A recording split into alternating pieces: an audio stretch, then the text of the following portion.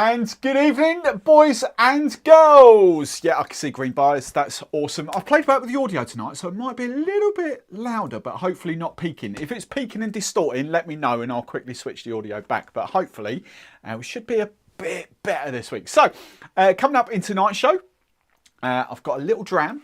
A wee little dram of, this is SBS El Salvador. There's no point me holding up. You won't be able to read that. SBS El Salvador 2008. It's quite an expensive little jobby, this little beast. I've got some 2 members cocktails. One from Stefan over in Canada and one from Cheeseboy, our resident cake maker.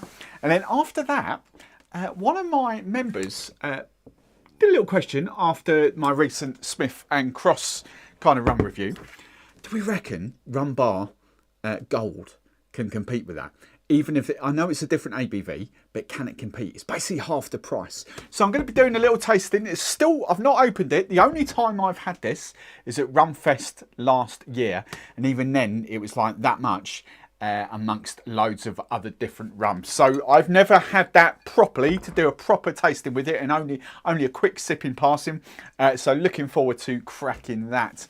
We shall put that on the screen just so you can see what's coming up roughly and what times, just for the old chapters. So that's that, and then we are back. So let's say hello to some people. There's loads of people here tonight. Darren, Trevor, Windy, Karen, Ian, Scott. I've also got the chat in front of me there now. So hopefully, if I go back there, where's Gus? Gus is next up on my screen. Just, where's Gus? There we go. So Gus, Andy B, Neil, Anne. Who else have we got in here? Tom's here, Scott's here, Stefan's here, Richard's here. Claire's here. She should be at work. Cool. If you are watching, let us know where you are, what you're drinking. If you're here for the first time, don't be a lurker. Get involved in the old chats, make some friends. That's what this live stream is all about. Asking questions, having fun, getting the pee ripped out of you if you ask a stupid question, or you can rip the pee out of me. Either way, whatever works for you. It's fun, it's friendly, it's a load of banter, it's a load of rum fun. So I can't see any questions there at the moment, which is awesome.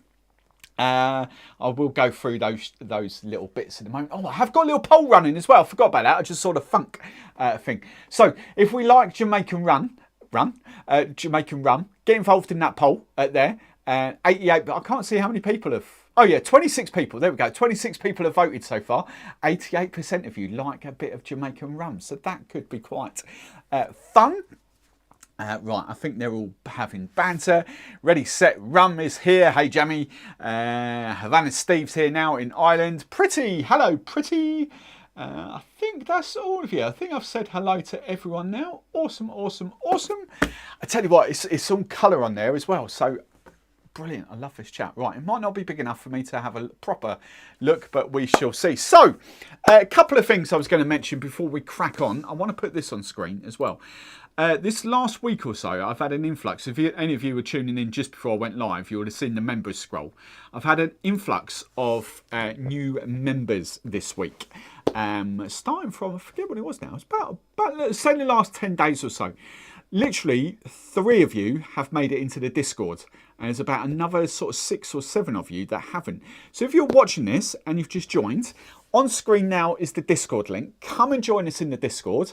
You'll get meted and greeted by Scott, who is our resident meter and greeter, and then kind of just let me know and I will give you access to the full membership area of the Discord. The Discord is free for everyone to come and join. However, we do hang out more in the membership area, which is paid, and it's the YouTube bit. So for those of you that have just joined, definitely come and chat to us in the Discord, because it is a load of banter. So yeah, that's what I wanted to put on screen there. What else have I got to tell you this week?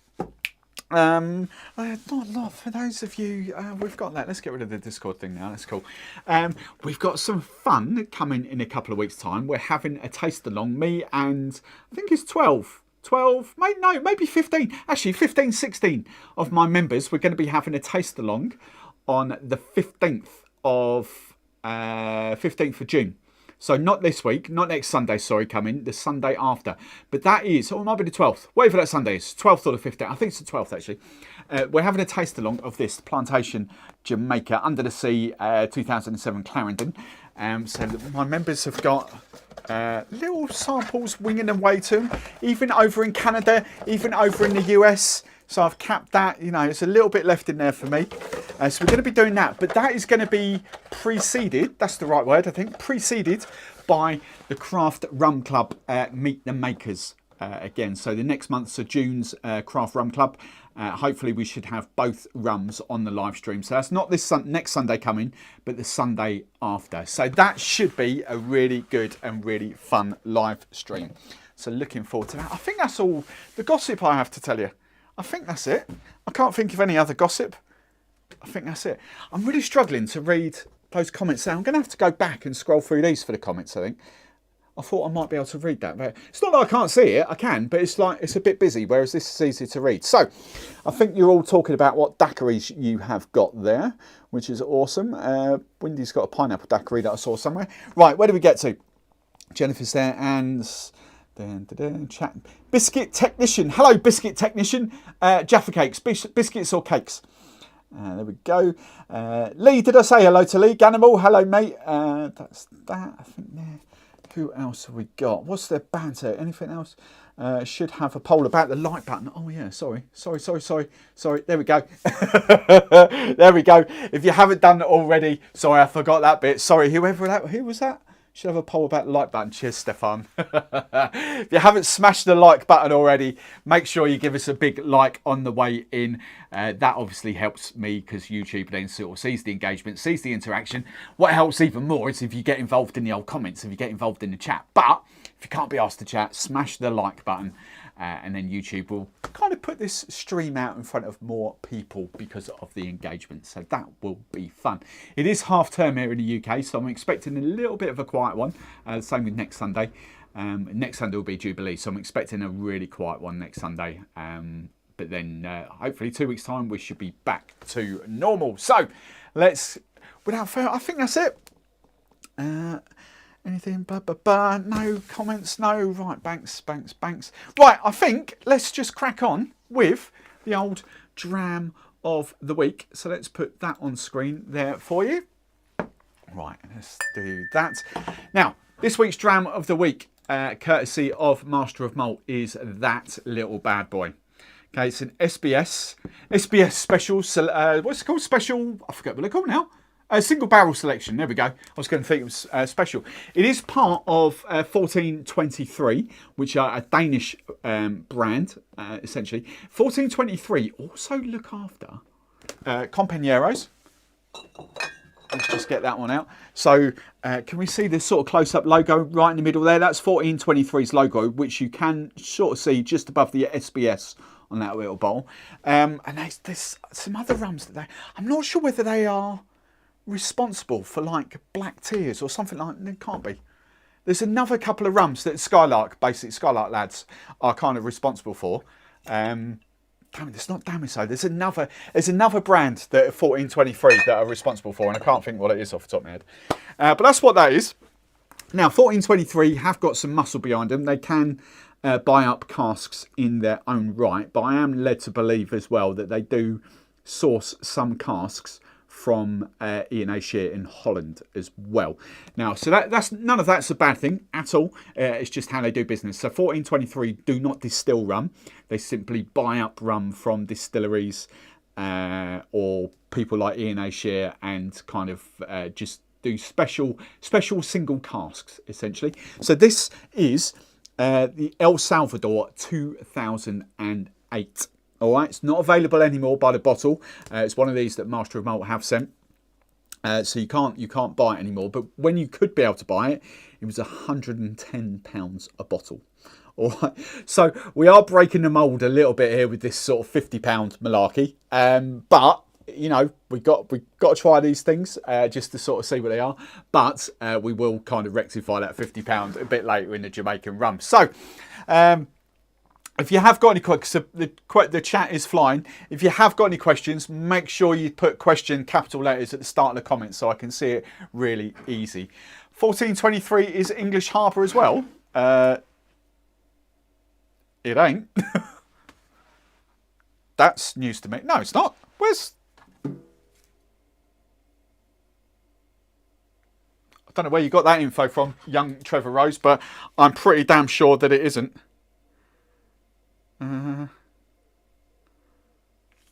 I'll have to double check that, Mr. Rose, but I'm pretty sure might be in Canada, but it's 100% not English Harbour. As far I mean, English Harbour is actually Antigua Distillery in Antigua. So 1423 might import it to Canada, but they aren't the brand owners essentially of English Harbour, whereas they are the brand owners of SBS. So that's the difference. Yeah, so I'm not sure what's going on there. 1423 might be imported to you guys in Canada, but they don't own English Harbour. Pretty damn sure of that. 90% sure of that. So, right, 150. No, not 150 quid a dram. 110 pounds for a proper that bottle that you can see on screen right there. Right. So as always, we have got the Rum X app. So if you just joined us, if you've never seen this before, young Oliver over in Stuttgart. Hello, Oliver. Give him a shout out in every video. Legendary, flipping out every time. Legendary app. Go and check that out in Europe. It's all over Europe now.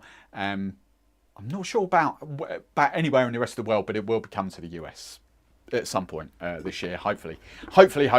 So, genius app. We love this app. You can get the web-based version, but you can't log in. You can't do your own tasting profiles. You can only see sort of tiny little bits of what you do on the app, on our website. So, let's go back to that malarkey. Right, so I'm going to click. This has been reviewed 18 times on Rumex, which is kind of a lot for a speciality niche bottle in this sort of sense. Right, let's get rid of that. Let's pop that down.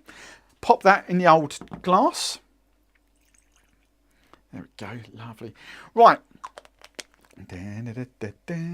Cool. Right, any banter. Let's leave that there. So, I've got some few little notes here from this. So the folks at 1423 looks to Central America's smallest country for this bottling, distilled in El Salvador in 2008. This molasses rum is rested in a single cask until 2020, where it's then bottled for the single barrel selection. Rather exciting. This is the first release of the new series from El Salvador. 318 bottles and 55% ABV. So it's a 12-year-old rum, and it was essentially bottled 2 years ago or 18 months ago or however. It was bottled in 2020, whatever point of 2020 it was released, it was bottled in 2020. All right, so as I say, you won't be able to get it anymore unless you kind of find it on auction websites or something like that, but it's definitely not available to buy unless you go nail stripper. Wow. Nail stripper. Wow, that's 2 weeks in a row. Insane. That just caught me by surprise, that did. Right, let's get on the old tasties. 1423 is listed English Harbour as one of their brands. I'll have to double check that. I swear to God it ain't, because this is the Antigua Distillery. I swear to God. They might be importers for it in some parts, in some neck of the woods. But I swear to God. I don't think they even import it to the UK. I'm sure it's not. Hang on a second. I can confirm this. I can confirm this very, very easily and very, very quickly.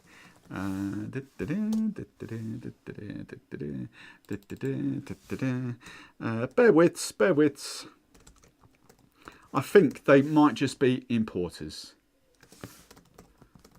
But not to the UK. They don't import to the UK, as far as I'm aware. Right, I can tell you in 2 seconds. No, Antigua Distillery. That's who it is. So 1423, if they do anything, are purely importers for some countries. And I'm pretty sure that ain't the UK.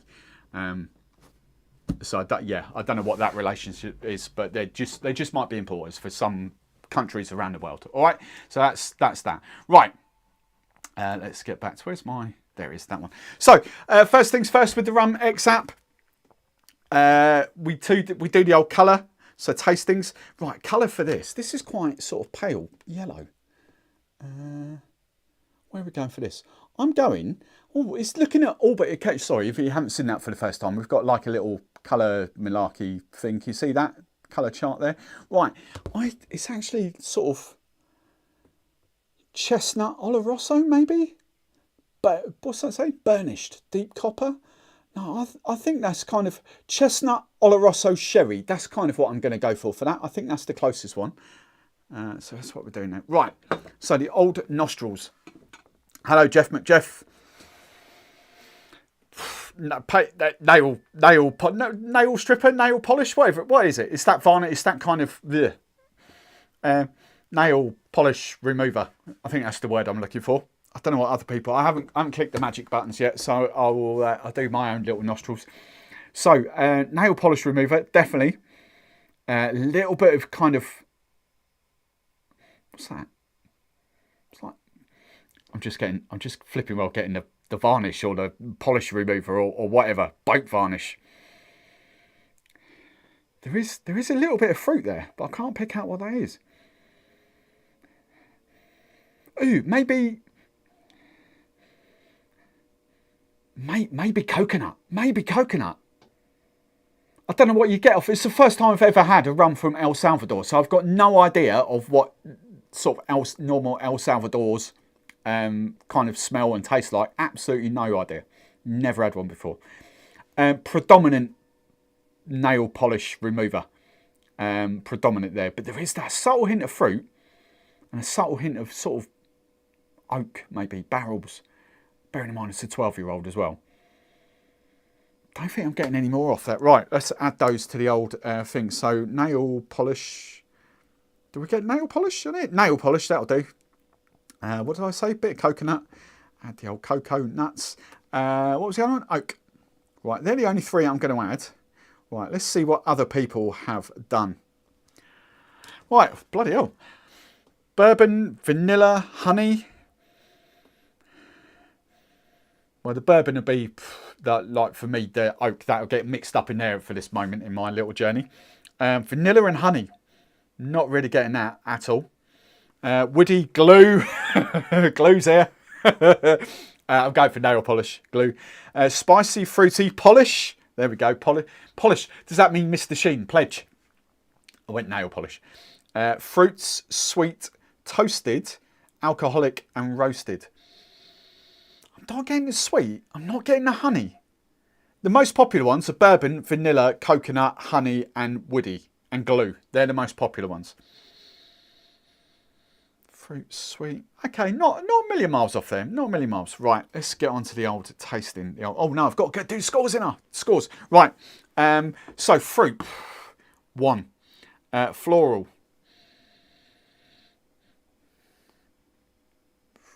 None. I don't think there's much floral in that at all. Spices, there's something in there, but not much. So 1 again. Woody, I'm going to go 2. I'll run back through these in a second. Roasted, 1. Round, 1. So, fruit, 1 out of 5. Floral, 0 out of 5. Spices, 1 out of 5. Woody notes, 2 out of 5. Roasted, 1 out of 5. And rounded, 1 out of 5. So I'll go back through and what other people have got after this. All right, right, let's get on to the old tasting. There we go. Bit of water. Acetone. I've seen that. Who was that? Richard. That's the word. What did I say last week? Acetate. Acetone. Right.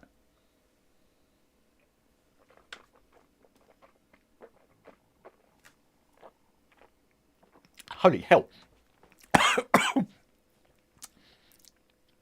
A, that's feisty alcohol. B, that's like someone's just got a pepper grinder in my mouth.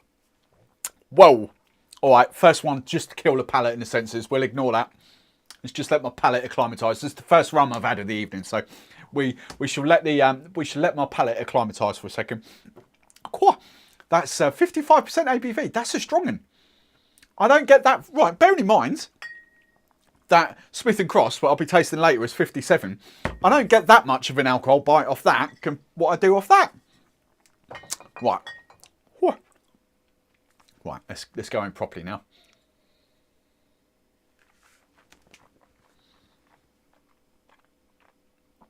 It's always something good to do. Kill your palate first off, or whatever the professional term is, that acclimatise your palate. Because then the second tasting, you really do get those notes. So the first note, when you get past, like holding your nose, when you get past that sort of nail polish whiff, which is there quite low. The very first note that I get is honey. I don't think there's much fruit in that at all. But there is honey. There is pepper. I think that's pepper. I don't think that's kind of spicy. Again, I don't know El Salvador rums. I don't know what sort of spice profile they would give you, but I'm going pepper for that. There was an initial sort of tannin bite from it, but the tannin is actually quite low. It's not really kind of clinging underneath my tongue into the side of the gums. I'm getting hints of chocolate now coming out in that. But it's honey. Very, sorry, the obvious things, sorry, very, very whiskyish, very bourbon, rye for me. The limited knowledge I've got of American whiskies, rye and bourbon. But I would say more rye than I would bourbon, for me personally. Sorry if that's arse about face, but for my limited knowledge, and I have tasted better bourbons and ryes than Jack Daniels. Yes, I know Jack Daniels not bourbon, but you know what I mean. So basing that on Michter's. Michter's is the big brand that I've kind of done the tasting of the whole range. So basing on Michter's, I would go more rye based than bourbon. That kind of spicy feel. That's kind of what I associate with rye whiskies. But that's definitely that. Honey up front, pepper in the middle. I don't think there's any fruit in that at all. That is playing the cards close to my chest here. I'm not sure whether I like this or not. It's not that I don't, sorry, I'll rephrase. It's not that I don't like it. It's whether I'm ready for it. It's whether I'm ready for this kind of rum. Would I enjoy sipping that neat?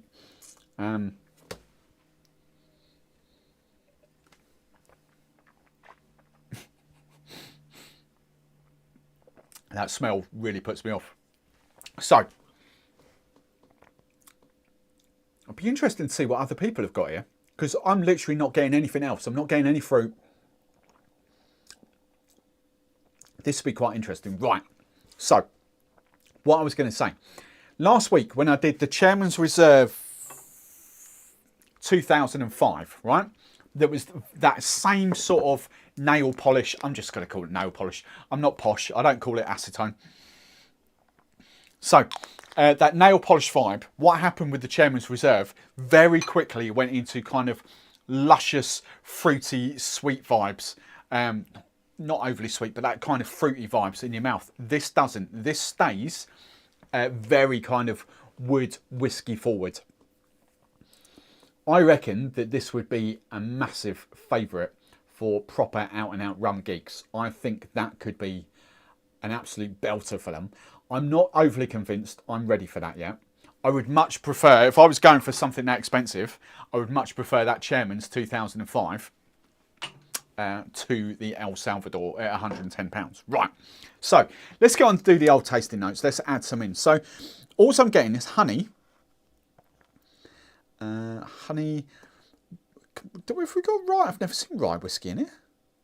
No, we don't have rye, so I can't have rye. So I'm going to go pepper, peppercorns, pepper, ooh, if you can spell, pepper. Oh, I can't spell tonight. Pepper, right. Peppery, black pepper, that's what I'm going for. And whiskey. I'll have to go whiskey then. Whiskey. And, oh, chocolate. It was chocolate, wasn't it?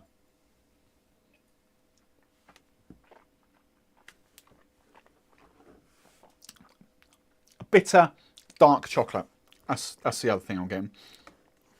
I've visited that 4 times. I'm still not getting any fruit. So this is going to be quite interesting to see other people's notes. Right, I'm happy with that. So this is what... Actually, let's give me my scores first. Sweetness.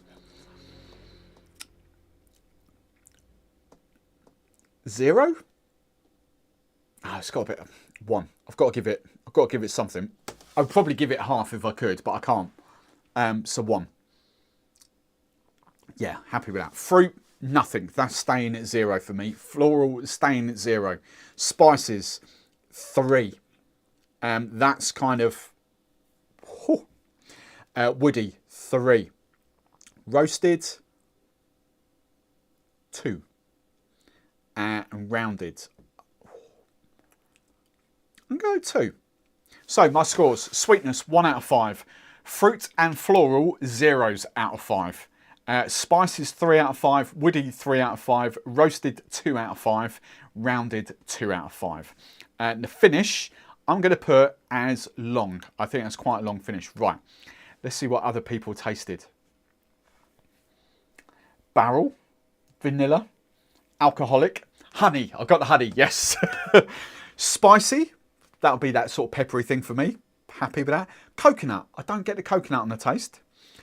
Sharpness, full-bodied, woody, thick, creamy, sweet, peppery, toasted, and syrupy.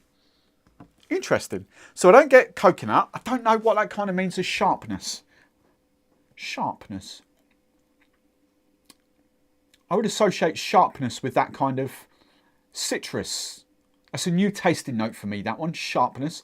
I would, if you said sharpness to me, I would think sort of citrusy tang, and I've got nothing like that. Don't know if anyone's got any better descriptions of what sharpness could be in rum.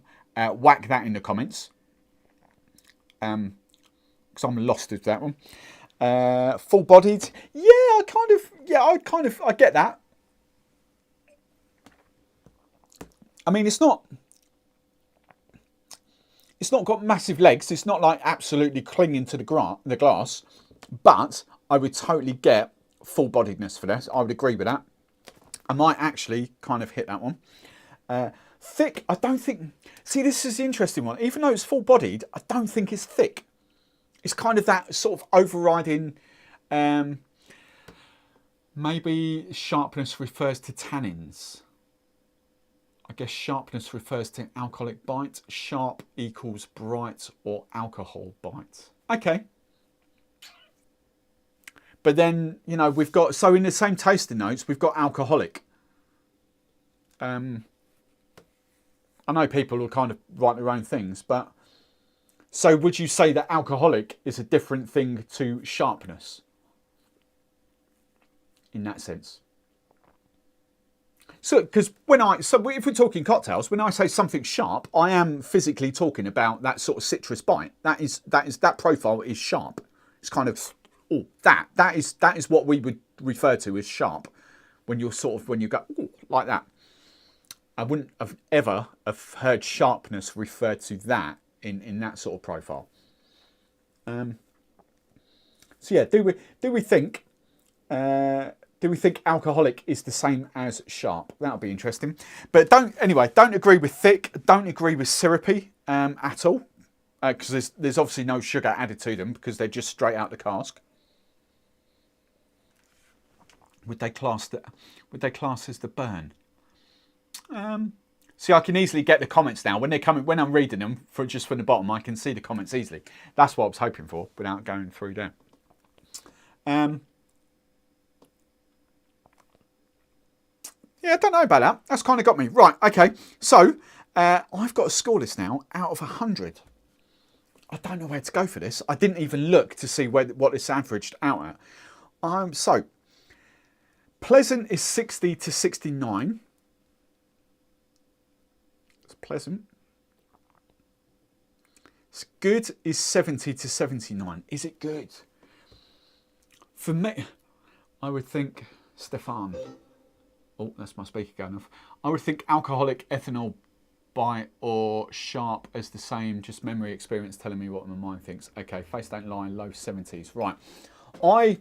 So good. Right, this is where I was going. Trevor's almost on my wavelength here. At this precise moment in my little rum journey, I don't think I can justify giving that a good. I forget what I gave Chairman's Reserve last week, but Chairman's Reserve, that 2005, I would have quite happily gone back to. This, I wouldn't go back to it. So therefore, I don't think I can give it a good. It's a pleasant sipper as a one-off, but I don't think I could go back to it. So I think I have to give it a pleasant.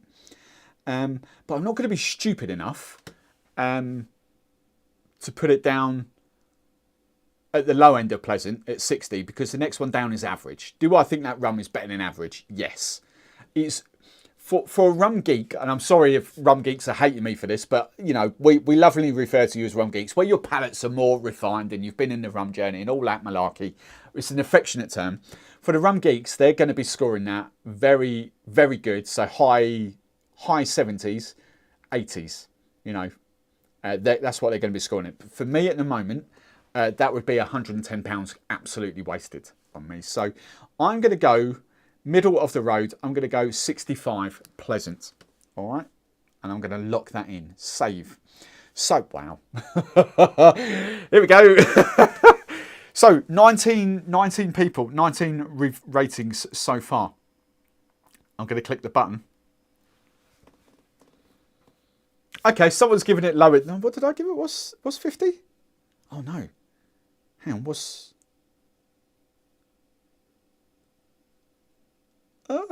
on, hang on. Oh, taste again. What did I give it? 65. Yeah, no, that's better. Right, 65, safe. Right, sorry. Right, so someone has given it lower than me. Someone's put it in the 50s. But I'm the only one that's put it in the 60s. 8 people have put it in the 70s, but 9 have put it in the 80s. Which makes me believe, right, it's going to be, no one of our level is going to be dumping £110 on that rum. You're just not going to do it. So, therefore, the only people that are going to be reviewing this rum, except for me who's got a little dram, are the people that have shelled out money for this. So they are your really refined palates that absolutely love like single cask strength stuff. So the 50 and the 60, you can near as damn it pretty much guess that we are, so it's someone very similar to me at this point in the journey. I will, you know, as I'm doing with all these drams, I'm keeping them. I'm going to revisit these in sort of say 6 months time or so, maybe winter time, because my palate has already changed dramatically since January this year. So I'm looking forward to sort of revisiting those, rescoring them again in another 6 months time. That's what I'm really looking forward to. But at the moment, I'm quite happy putting it down at 65. But pleasant, it's a pleasant one. I wouldn't buy that. I wouldn't restock it.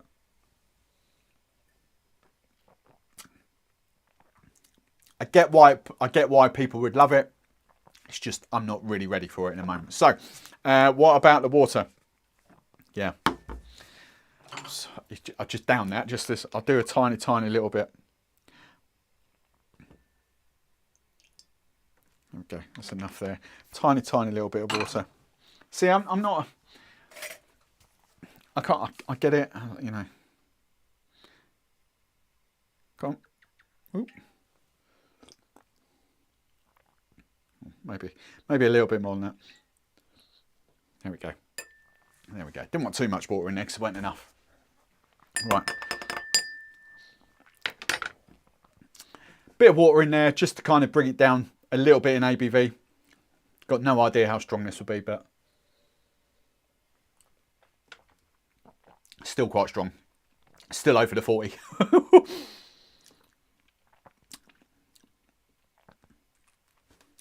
I might come back to that in a minute. It's not really changed it. It's softened it. More honey. Definitely no fruit. I don't think anyone did get fruit though, did they? I mean, yeah, it's pleasant enough. It's pleasant enough with a little bit of water. It's softened it out. It hasn't got that sort of alcoholic bite anymore. Yeah. I've got, for me at this precise moment, I've got better behind my bar than that, and at half the price. Some have got sugar added, some of them haven't got sugar added. Quite openly and honestly, that Appleton 12-year-old smashes that hands down. Openly and honestly. The Flor de Cagna 12-year-old smashes that hands down. Sorry, but it does. At this moment in time. I'll leave that to one side just for sort of 5-10 minutes. We'll see. So yes, that was the SBS El Salvador 2008. What do we think of that? Is anyone? Obviously, no one's sort of no one's piped up if they've got it. So I guess no one else has actually tasted that. Let's just quickly dive back through the comments. Sean's here now. Hello, Sean. Jacob's here. Who else have we got? Careful, the cigars. Missed that. Right.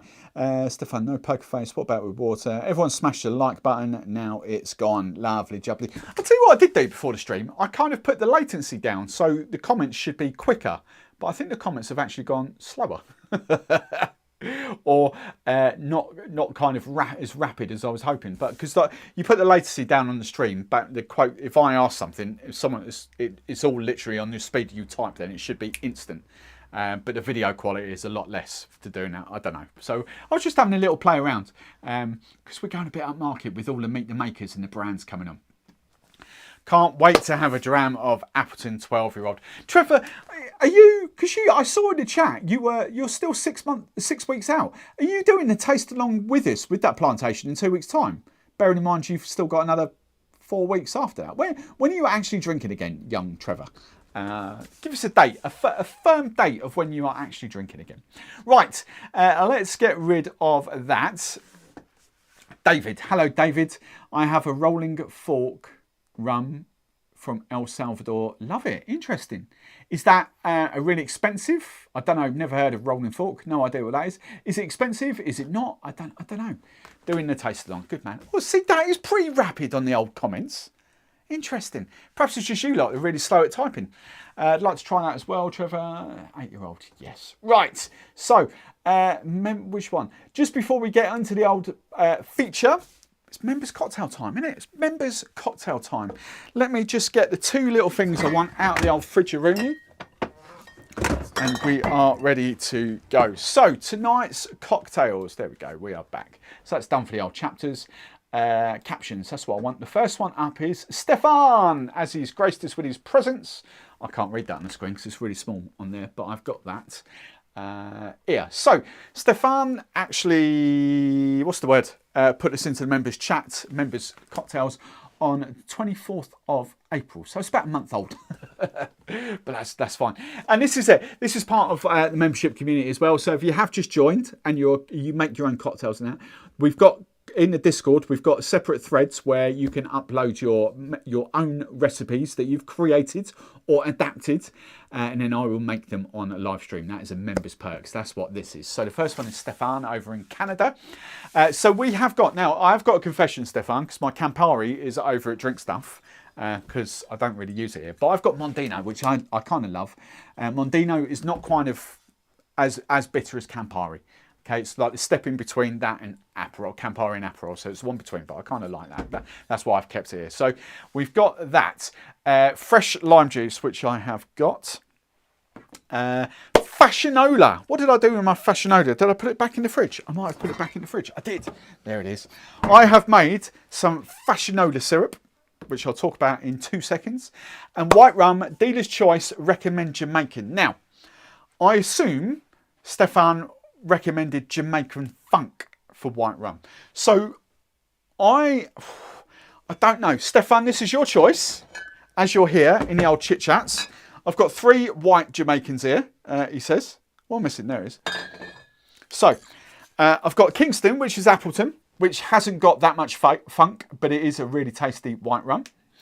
I've got Rum-Bar Silver, which we know has got a decent amount of Jamaican funk from Worthy Park. Or I've got that boutique rum company, which I think Trevor's got. And it is actually Jamaican and Guadeloupe, Martinique. Sorry, I knew it was one of them. So it's got Jamaican with a subtle hint of agricole going on in there as well. So Stefan, it is your choice, 100% your choice. And while you're making that choice, I'm just going to talk about Fashionola syrup. There is no official recipe for Fashionola syrup. I think it was, is it Don? I think it's Don the Beachcomber. I don't think it was Trader. I think it might be Trader. I think it was Don the Beachcomber. Basically took the recipe to his grave.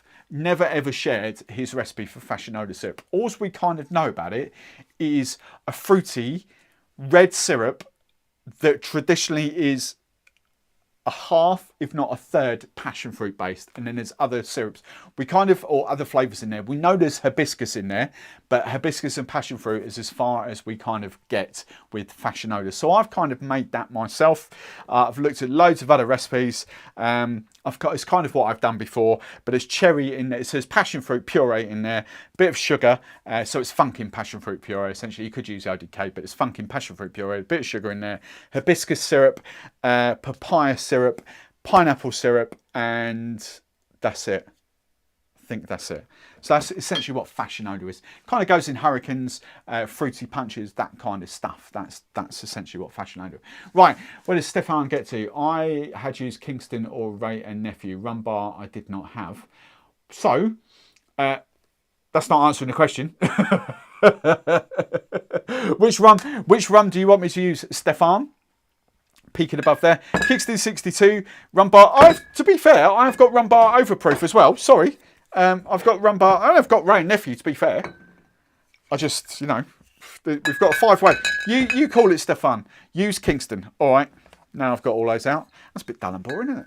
Use Kingston. Right. Put the Ray back. All those different white Jamaican rums. Right. That can go in there. That can go in there. Lovely. John. There's one missing. Kingston. That's it. That goes there. Right. So, that's that. Oh, chocolate bitters as well. Chocolate bitters floated on crushed ice. So I've got my chocolate bitters there.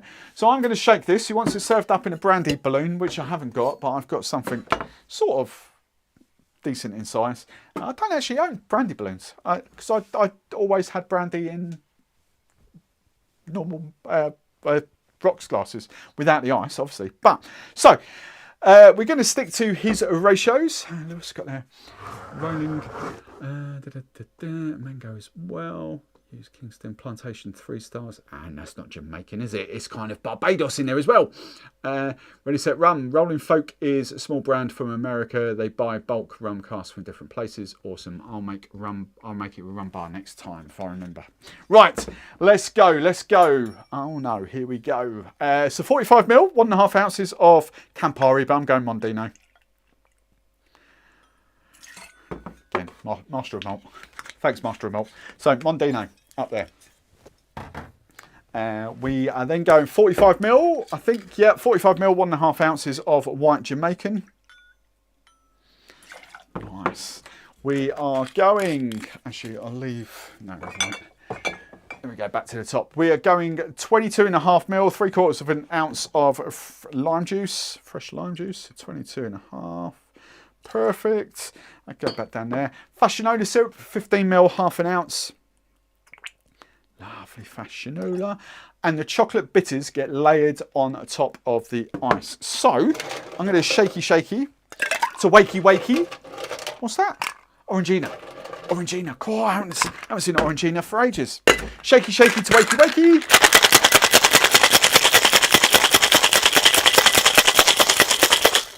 Danimal pipes up. Yeah, man.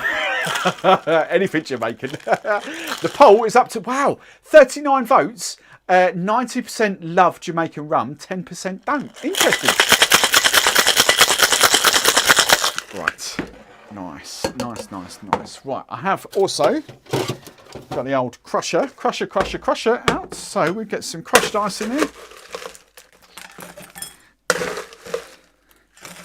Nice. That'll do. Might need to top that up in a second. So, crushed ice. Boom. Single strain, he says. There's a strainer.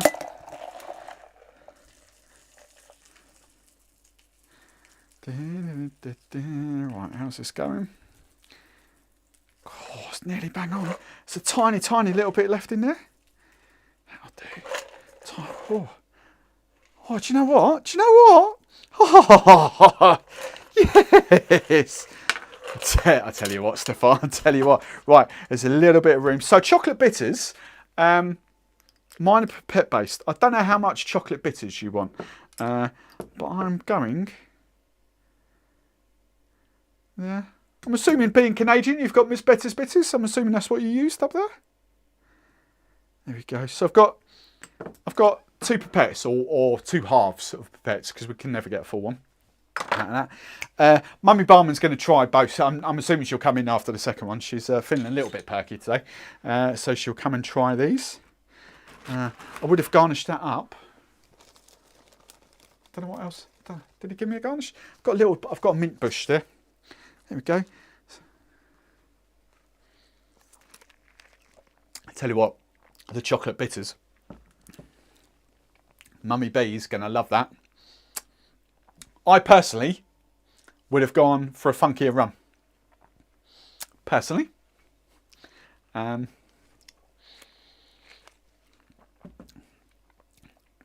It's got that nice, dry bitterness to it. But with that sort of fruity fashionola coming through, that's actually really good. The chocolate kind of hits you at the end as well. That's actually really good. I maybe just would have used a funkier rum. God, that is quite tasty. I'll get right into those bitter sweet. I'll tell you what I do want to do. I do want to revisit the Jungle Bird. Again, this is how dramatically my palate has changed over the last sort of 6 months or so. Because 6 months ago, I wasn't loving the Jungle Bird at all. But now, all of a sudden, that sort of bitter, fruity bitter kind of profile is just like, wow, that's really, really good. Yeah, I like that. Big fan of that. I tell you what, I get grapefruit off that. I tell you what I'm going to do, Stefan. I don't normally do this because I haven't normally garnished. I'm going to photo this up. There we go. Boom, boom, boom. Get on there. Boom. There we go. I don't normally get photos of the old cocktails. That's that. Right. So that's number one, put over there. Number two. Oh, I do like that. Where's that grapefruit come? It's not the Mondino. It's like a weird grapefruit profile coming. It's not Mondino. Ooh. It's 100% not Mondino. Woohoo! Oh, that's sharp. There we go. Right. So cocktail number two. Is from Old Cheesy. Cheesy, our cake man. Right, so let's, that's my gas canister's gone. Right, so Cheesy wants, I have to scroll down for this, where are we? He's done a tropical berry mojito, and we've got the old Stratford soda coming out to play. So Stratford Tropical, this one's really good. Now, Cheesy, you're here as well, aren't you? I know, are you still here? Yeah, you are. Carl, hello. For those of you who haven't caught on, sorry, Carl, in the chat here. I don't know why he calls himself Cheese Boy in Discord and then Carl on here. Carl, I don't have Old Mother Hunt rum. I'm assuming you mean the normal rum, not their spiced rum. But you've basically dealer's choice. You're the dealer in this case. You pick the rum. The only similarities I've not even had Old Mother Hunt. Bearing in mind it's a Scottish rum. So, and it's a 1 year old, I think it is. I think it's a 1 year old rum. So in my head, I would kind of go something like Rose Mullion or I wouldn't go to Two Drifters because that's got an orange profile to it, which Old Mother Hunt definitely won't have. I don't know. I would probably point you towards Rose Mullion, but Carl, it's your choice. All right, so it's your choice on the rum. The next one I don't have, Creme de Kuiper Cassis. We don't faff around with Cassis here, do we? Of course we don't. We do proper Framboise de Rance, Giffard Framboise de Rance. Homemade pineapple syrup. Well, we can do the ODK pineapple, lime juice, and dash of Miss Better's pineapple and star anise. So I've got, so that's those. For those of you who don't know what that is, pineapple and star anise. Can we give you, there's kind of loads of new faces that are going to be thinking, what the hell is that? There we go. Sexiest bitters on the planet. Miss Better's pineapple and star anise. If you are a daiquiri fan, you need those in your life, because they are the best bitters known to mankind. They are. So pineapple and star anise, I've got mint bitters bottle there as well. Mint leaves and the Stratford soda there. So, Carl Cheese Boy. Oh, right, hang on. Where do we go? Oh, sorry, hang on. There's loads of, let's go back. I've missed loads of banter from the other dealer's choice. Right, that's where we got to. Where do we go to? Palate cleanser. I can't see what's the palate cleanser? Psycho Killer. Right, okay, there we go. That's what we're talking about. Steve loves a gamer name. Yeah, freaking game names. Right, it was their white rum. I had 3 with Stratford sodas. So I didn't realise that. So in that case, I'm going to go white rum there. Rose Mullion white rum, Mr. Short. How do you like those apples? And I've got my mint bush here. Look, so my mint's there. Right.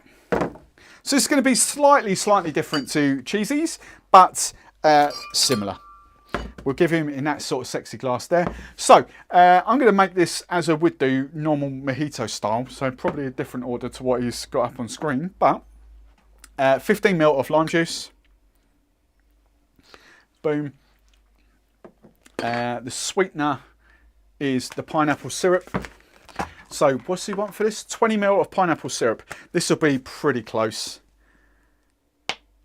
I'll tell you what I'll do, because I think I know your palate. I'll tell you what I'm going to do. I'm going to do 10 ml of ODK, but I'm just going to match it with 5 ml of sugar syrup. There we go. That should be kind of the right sweetness going on there. So lovely jubbly there, pineapple syrup, and that we want. Actually, let's do the old rummage now. So what's the rum? 50 ml. So oh, I'm wrong end, didn't I? What was that? 30, 40, 50 ml of that. White rum. Giffard, Flambeau de Rance, 15 ml. So cassis is obviously blackcurrant. Flambeau de Rance is Scottish tayberries, blackberries and raspberries crossed. Okay, don't think Chambord, black raspberry. Again, it's a different sort of berry profile. So 15 ml of Flambeau de Rance. Anything berry automatically gets swapped in this bar to Flambeau de Rance. Because it's the best. It's the best. Right, 2 dashes. I'm going to go a bit more. These are little dash things. They're about a fraction of what you get off Angostura. Right, and then mint leaves. Mint. That for the old garnish. Strip that one, and nice and minty. Right. So, what do we do with the mint, boys and girls? We don't muddle it, do we? We put it in the palm of your hand. Let's just rip that off. That's it. Palm of your hand. Give it a spank. Job's a good one. There we go. Right. That's for the garnish. That could go in the bin down here. Stratford sodas, for those of you who haven't seen it, there we go. It's the tropical, so it's kind of like coconutty. I forget what else. Coconut and pineapple. I forget what else is in here now. Coconut, pineapple. That's it. Right. Very low in the old sweetness. There we go. About half the bowl. Lovely jubbly. Right. And then this is a crushed ice jobby as well. Right in front of my face. Go. That'll do for 2 seconds. Spoon, not that one because I hate that one. Oh no, where's my... That's what I've lost. Oh, it's there, isn't it?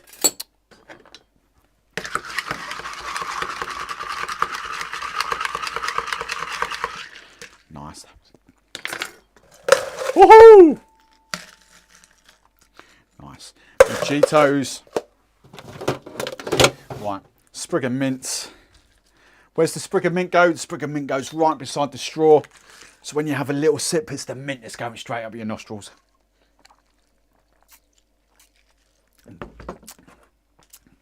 That is banging. Woohoo, that is banging. Yeah, I like that.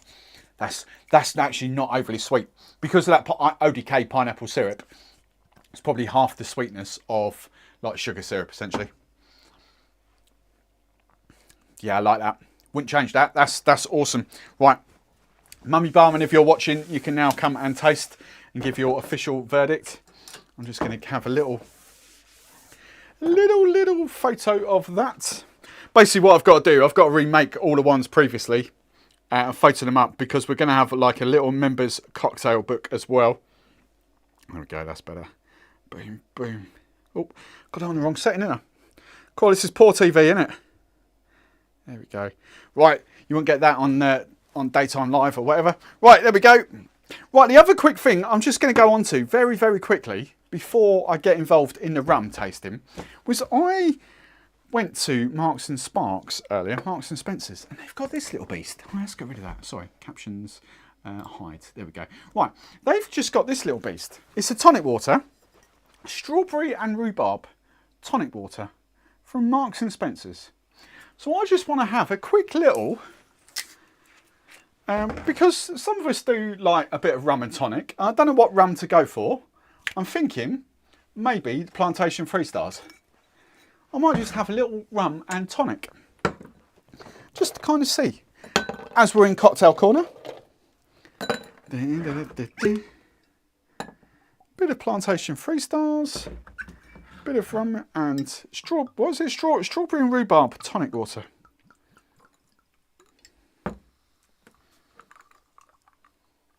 Cool. Smell it. The strawberries there.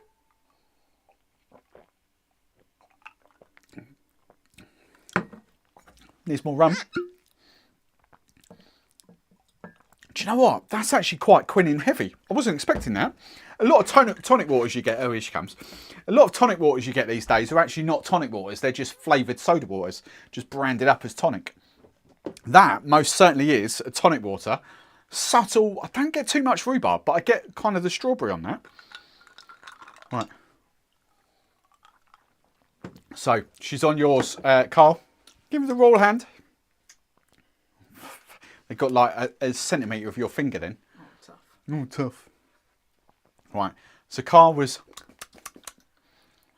Oh, Stefan, you've won that. Oh. No. No, I'm going to take this You're one. taking that one? I'm taking this one. Wow. But your reaction, come on. You like... No, that's gorgeous. Yeah. So is this. Okay. Carl, you won that. She deviate. Oh, she's not sure. Whoa. There's a drum roll. Hey, have a little taste of that. Oh, what's that? That's that strawberry, yeah. Strawberry tonic. Oh, wow. I like Oh, she likes that. Oh, that's the best one of the night, apparently. Well, oh, you have chosen that one. I have. So, Stefan, you won that because she's left Carl's here. But I could come back for that. She might come back for that. So, I'll tell you what, I'll put this in the fridge for you. How's that? Keep it nice and cold. Bloody alcoholics. Jesus Christ. Right. So, yes, congratulations. to be fair, I think you're both winners out of that. Right, just before we get on to the tasting, let's have a on there. Claire's on the way to the car. Nice. Chocolate Compañero will be amazing. Oh, I know. Trevor Rose. Trevor Rose. Trevor Rose. Trevor Rose. Hang on. I've forgotten which one's the chocolate now. It's this one, isn't it? That's not the chocolate white. Which one's the chocolate? I've completely forgotten. It's the blue one, surely. It's the blue one. No, I don't know. It's the blue one. Has to be the blue one. Yeah. Right. Cool. That was a blast. It smells chocolate. Yeah. Yeah, right. So, whoo! Right. Let's do a little bit there. Right. Compañero with good shout, Mr. Rose. See, that's why we let you come around these parts. Right.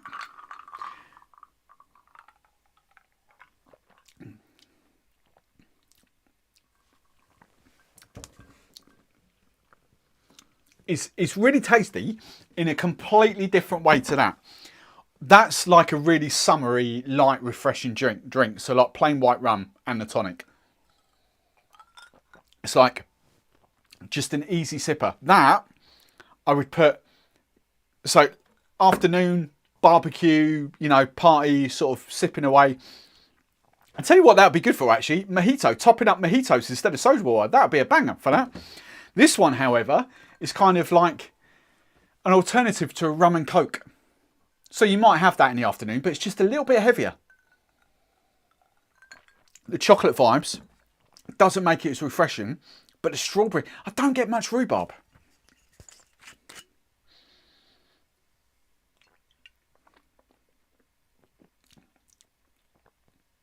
Oh no, yeah, oh, I got more rhubarb than the strawberry. Well, that's interesting.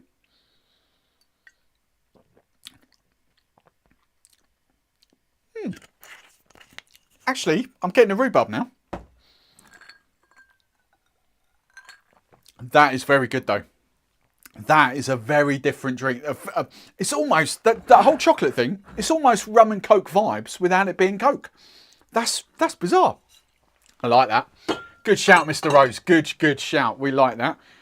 Right, let's put that to one side. Let's put that and that to one side. That down there. Anything else? Karen, question. Before I get to that, I'll just make sure I have not a head there. Hey, Robin, how are you? Something to think about, Wendy. Wendy's thinking about whatever. I don't know. Right. Geraint, brief visit to tonight. Need to be careful with screen time. You don't need to watch me, Geraint. You can just like blindfold yourself and listen to me. Listen to my dulcet tones. Hope you're doing well, mate. Anyway, right. Karen, is lemonade a good mixer for rum? I'm not a fan of cola.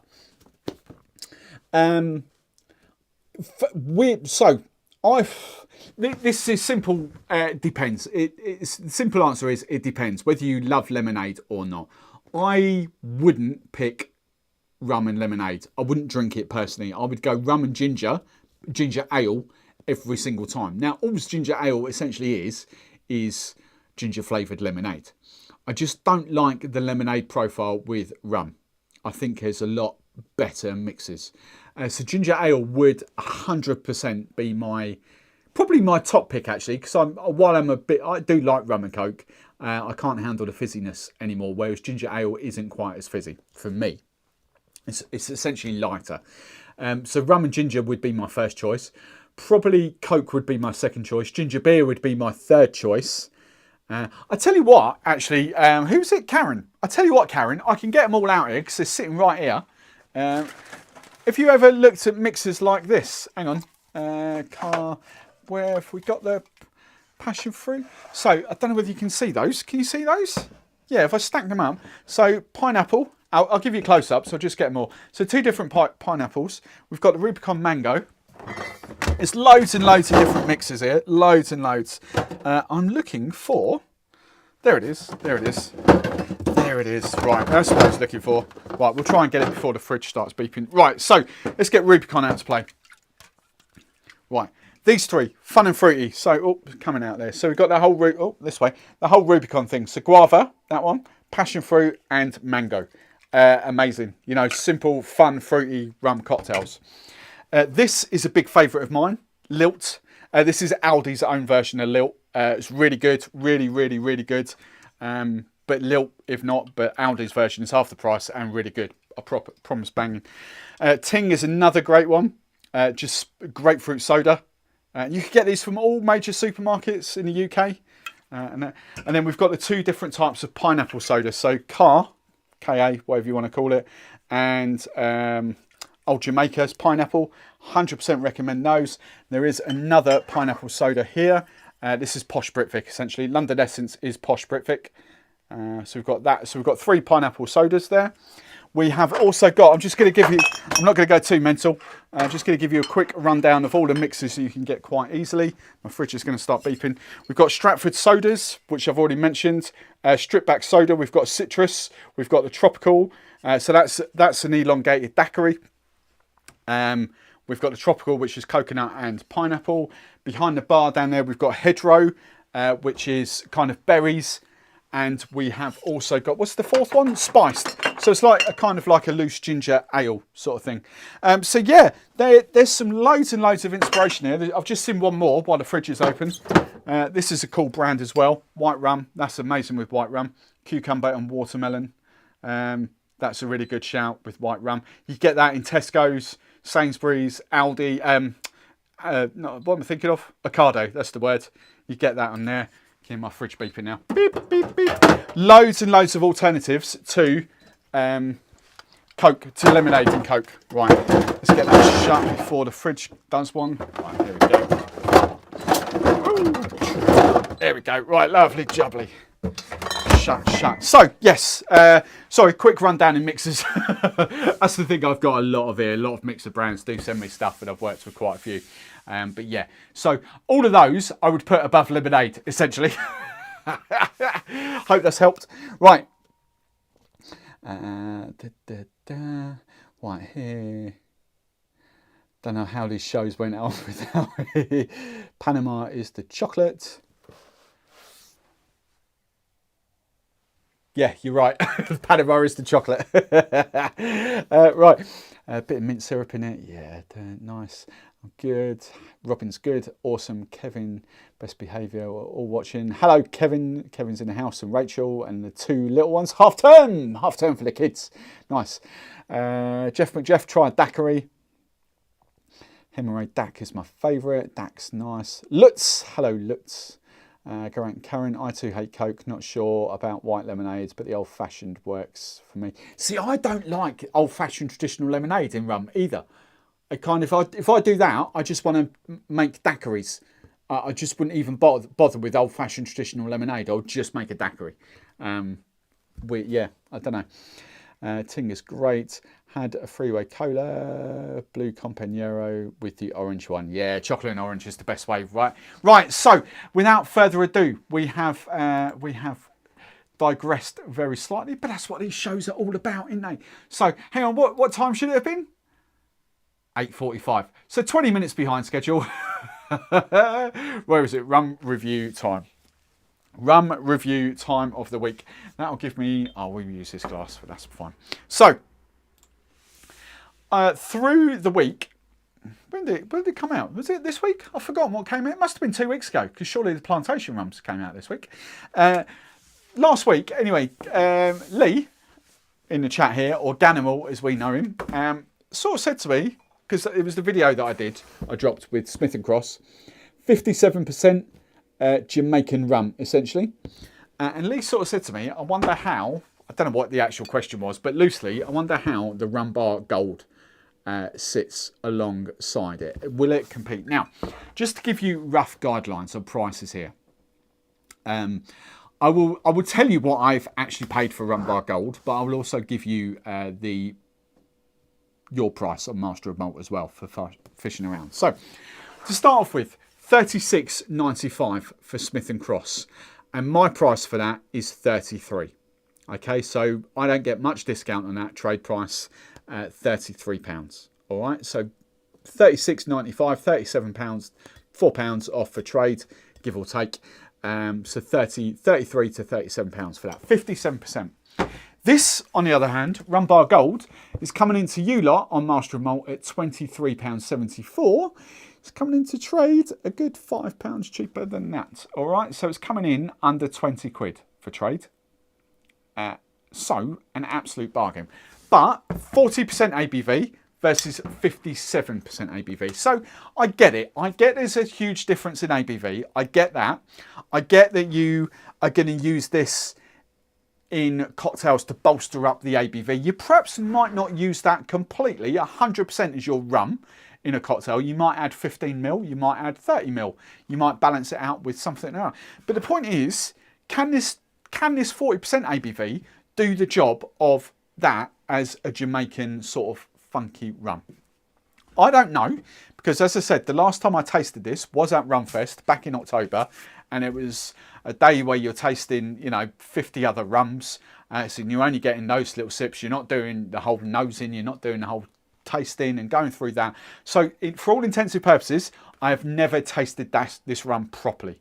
I literally, on that tasting, I literally had the other two rum bars at exactly the same time, the white and the overproof. And I also had that.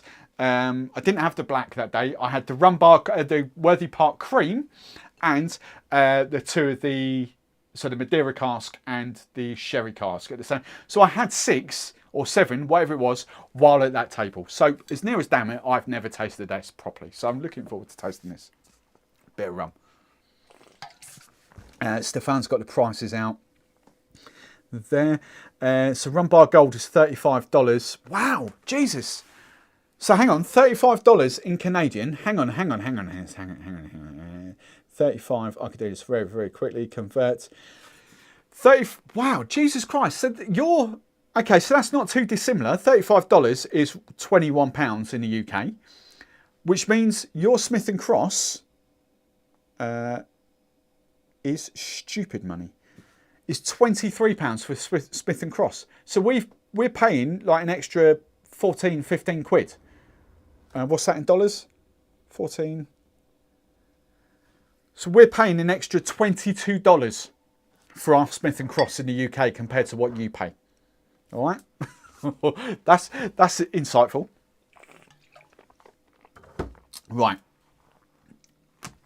Interesting. So yeah, this is nuts. See, in my head, I gave it a good score. I gave it 80. I think it was 82. What did I give it? I've got it written down here. I gave it 82. It's a decent rum. It is a decent rum. But the whole thing for me is that price in the UK. And actually, it's just like a blended. It's just basically E&A Shear. What are they called? Smith and Cross have just gone to E&A Shear and said, right, we want some Jamaican rum, blend it up for us, we'll sell it, repackage it, boom, we've got that. That's all it is. Whereas this has come out of Worthy Park, you know, it's, yeah. So, you know, there's two sides to the argument. I just can't get it past my head that is worth £37, £38 in the UK. That's Canadian money. And probably US, because I'm sure I saw Anne pipe up there as well. What's Australian? What's US? Hang on. So US 20, so say 30. So again, Anne's paying roughly the same price, £23 equivalent, £23.75 in dollars. That's why. So we're, you know, that's ridiculous. Again, on top of Anne, it's another 14. So it's got to be roughly the same in it. 14 convert. Yeah, so to Anne in the US, we're paying another $17 on top of what you're paying, essentially. So, yeah, very, very kind of expensive in the UK. Very expensive. So, I'm going to go, before I do the head-to-head comparison, I'm going to do the tasting of that in its own right on the old RumX app. Because I like to record these things, because then I get little notifications, I get little likes and followers on RumX. It's quite cool. It's building up its own little community. So, Rum-Bar. Rum-Bar. Oh, Rum-Bar is coming up as Hamden. No, that's not what I want. Oh, do I have... Oh, no, hang on. Do I have to do the hyphen? I think I might have to do the hyphen. Hang on. Apparently, rum is hyphened. Rum-Bar. Rum... Ah, see, that's better. Right. Okay, this has had 17 reviews so far.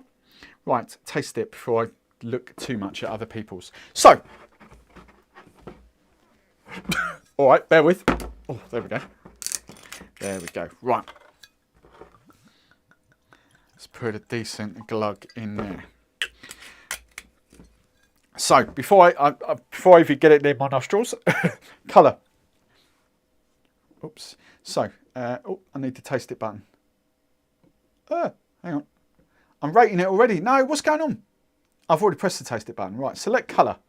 Select colour. This is really light. This is. Deep gold or Amontillado sherry. I know which one Windy's going for. Windy's going to go, oh, it's Amontillado sherry. I think I might agree with him, to be fair. Amontillado sherry. That's what I'm going to go with. Deep gold is a bit too light.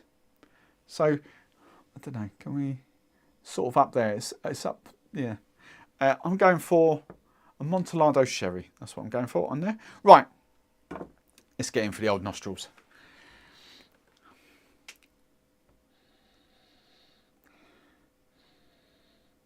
Well, so it's not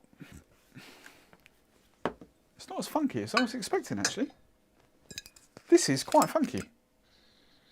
Yeah, see that, the sort of grassy, that's interesting. I was expecting that to be, okay, interesting. Right, let's just put that to one side. So there's a little bit there, but it's really stripped back. There is those grassy notes to it. There is a little bit of fruit. What was the poll going on? So 46 votes now up to there. 91% of you like Jamaican rums. Hang on. Right, hang on. So let's end that poll before we go any further. Right, so we've ended that poll. I'm going to do another poll. Who has tried? Right, here we go. How do we do a poll? There we go. Create a poll. Who has tried Rum-Bar? Oh, bloody hell, keyboard. Right, there we go. Who has tried... Right, you can get involved in the old... there we go. I won't do that. I'll just do that. So who's tried Rum-Bar? I want to know. That hopefully should post in 2 seconds. There it is. Right, who's tried Rum-Bar? I should have done Rum-Bar Gold. Any of the Rum-Bars. If you've tried any of the Rum-Bars, let me know which one's your favourite as well out of this. Right. So I'm getting a subtle hint of grassy sort of funk off there. I'm getting more pineapple than I'm banana. But there is that sort of, I don't want to say vanilla. I don't think that's vanilla. It might be vanilla.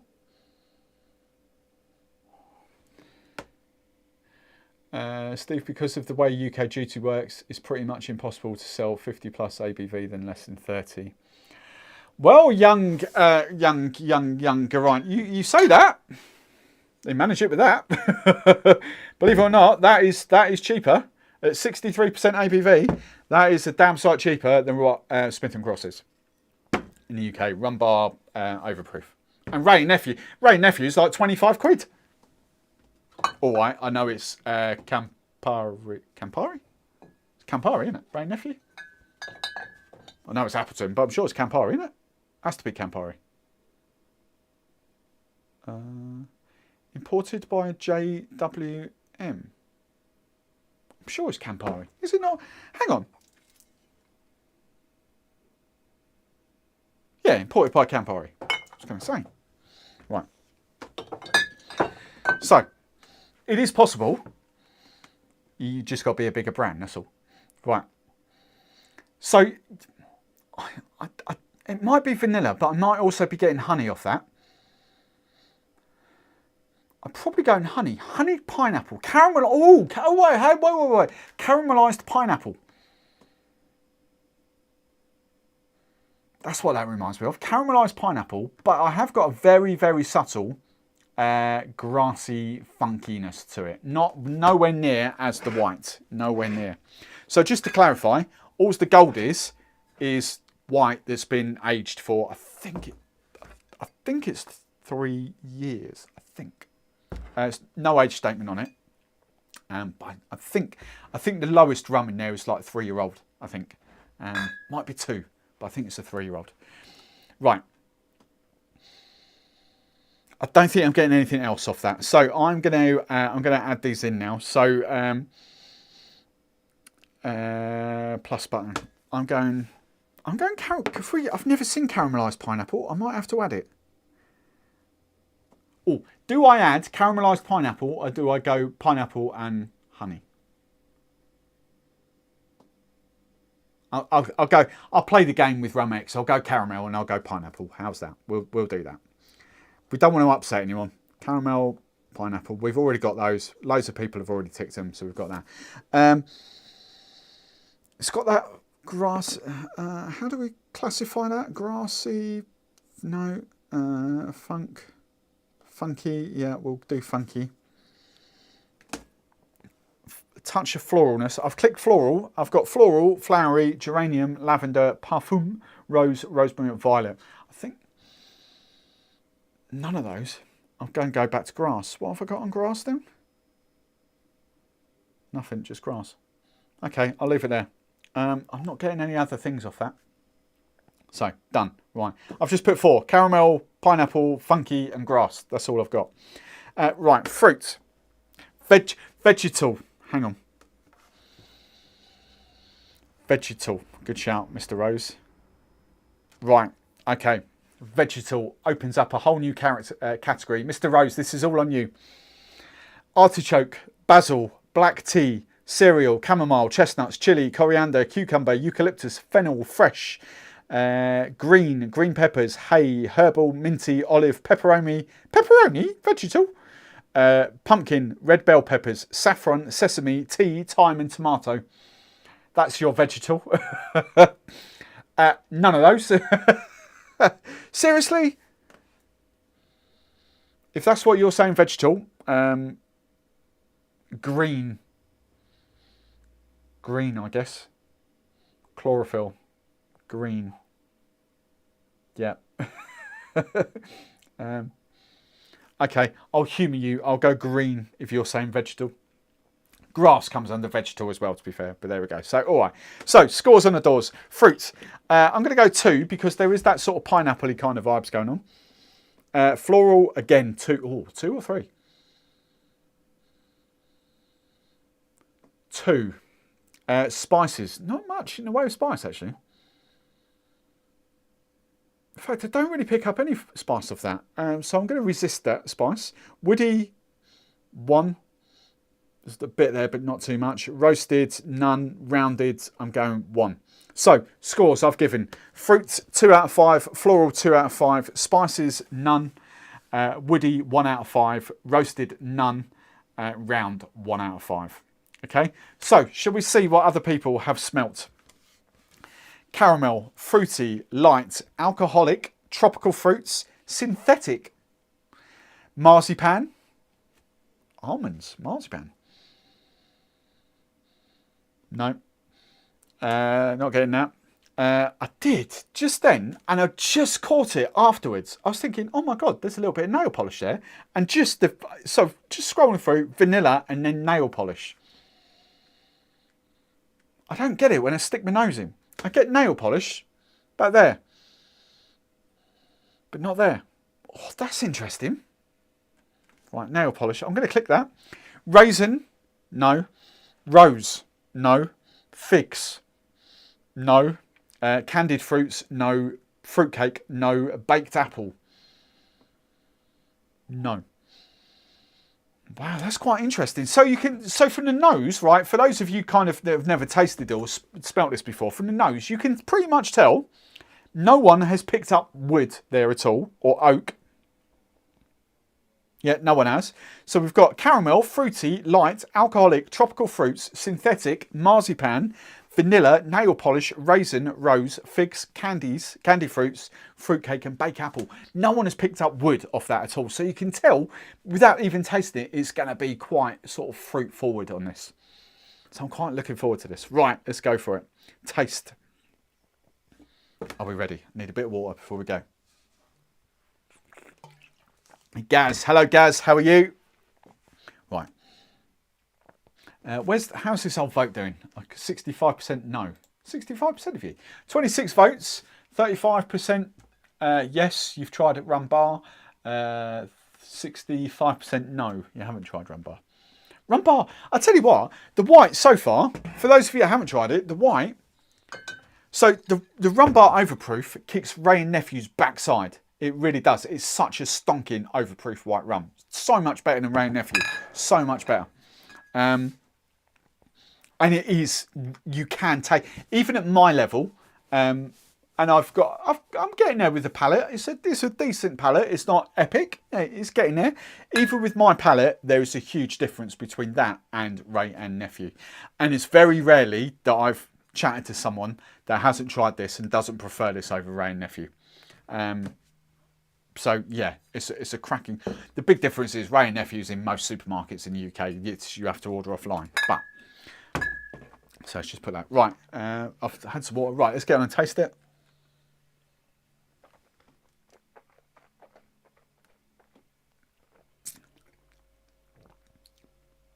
That's nice. All that is nice. Instant. Little peppery tingle on the tongue. Really juicy pineapple. Instant, really juicy pineapple after that pepper on the sort of back of your tongue. Oh, that is really juicy. Oh. Tastes stronger than the 40% as well. It is 40%. Wow, interesting. It's got that nice sort of alcohol kick to it. I'm not getting too much. It's a tiny, so I'm getting a little bit of barrel aging off it. Not huge amounts, but I'm getting a little bit of oak or wood or whatever you want to call it. But the big emphasis for me is that peppery sort of tingle, and not bite, but a lovely sort of tingle up top, but very juicy pineapple. Like ripe pineapple, where you first crunch it with your teeth, but then the juice kind of hits your back of your tongue. Just about sort of where your tonsils are, and it just bursts into like just juicy part. That's nice. I like that.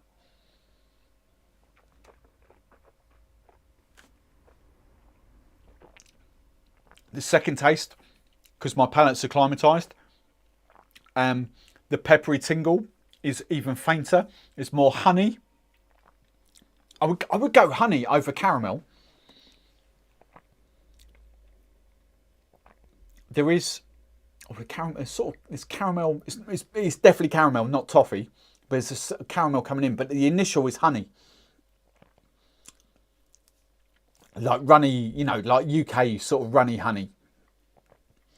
That's up front. But you still get that really kind of juicy pineapple on there. I'm not getting banana. I'm not getting anything like that, like sort of fresh. And I don't think anyone put that in the nose in, actually. Hang on. Did anyone put banana? No, no one put banana on the nose in. I don't get banana at all off that.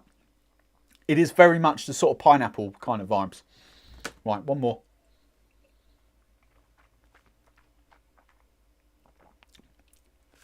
It's very light. It's very soft. That, I could get used to that. That's really nice. A kind of more mellower, more refined, more sippable Rum-Bar Silver, which you'd expect. But I get huge amounts of sort of banana-y funk off that. Whereas I get the funks there, slightly. Right, this is going to be interesting because I already know what direction this is going in. So bear with, right. Tasting. Excuse me, I'm going to add these in. So pineapple. Yes. Honey, I'm adding. Slight bit of wood. I never know what to put here. Wood, bourbon, oak, sorry, wood, oak. I'm just going wood. Woody. I'm going woody. It could be oaky, might pop up in this. I don't know. It's a subtle hint of funk. I'm going back to the funk word again. There's a subtle hint of funkiness to it, but not too much. Caramel I'm going to add as well. What have I missed? Have I got everything? Pineapple, honey, woody, funky, caramel. What else did I say?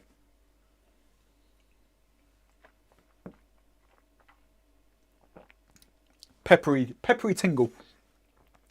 I can't put tingle, but peppery. Or is that a spice? It's not cinnamon. Ooh. I'm going pepper. It may be a spice. We shall see what other people are picking up, but I'm going to put peppery. Right, I'm happy with that. Right, sweetness. Oh, I think I have to give this a 2, actually. 2 out of 5 for sweetness. Fruit. I'm going 3. I'm going to be bold. I'm going big and bold. 3 out of 5. Floral, 1. It's there, but not massively. Spices, because of that sort of peppery and I'm toying between 1 and 2. I don't know what to do. 1 or 2. Ideally, I'd give it 1.5. I can't. 2. The same as the sweetness. Less than the fruit. I'm going 2. Fruit, I'm settled at 3. So spices, I'm going to go 2. Woody, I'm going to go 2. Roasted, 1. Rounded, I think it's quite rounded actually. I'm going to go 2 out of 5. So sweetness 2 out of 5, fruit 3 out of 5, floral 1 out of 5, spices 2 out of 5, woody 2 out of 5, roasted 1 out of 5, rounded 2 out of 5. Right, let's click and then match. Oh, no, let's do the finish. The finish.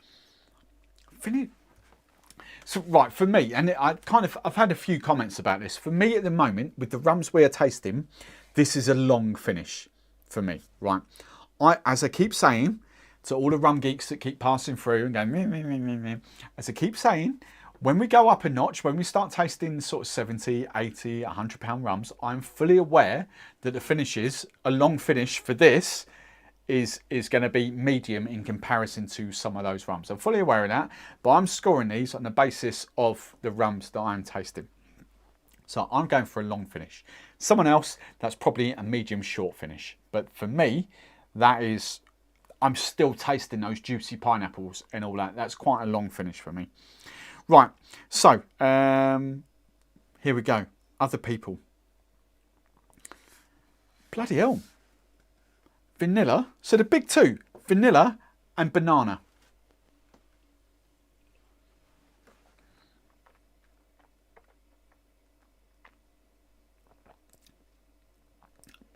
I don't think I get either of them. I don't get the banana. It is juicy pineapple. It's bloody hell. It's some interesting. Whoa, hang on. Whoa, there's some interesting ones here. Vanilla, banana, sweet. Yep, I agree with that. Creamy, that's a great one. I'm going to add that because it is luxurious. It has got that creamy kind of mouthfeel to it. I agree with that. Licorice, no. Apple, no. Diluted. Well, it would be diluted if you've been drinking that, I guess, because it's 40% ABV. But it does taste, it's a strong 40%er for me. Syrupy, no. Thin, I don't like the word thin. It's light. I suppose it's the same thing, but I would class that as a light rum. But I wouldn't call it thin. Spicy, yeah, I've kind of got a peppery. Confections, whatever that means. Orange peel, soft and dairy. Honey, oh, honey, people agreeing with me. Honey, sorry, they show up as ticked. Right, interesting. Okay, right, I'm going to lock this in. So, scores for this. I really like this, actually. Right, where are we going? So, 80 to 89 is very good. So, bearing in mind, I scored that as an 82, so very good.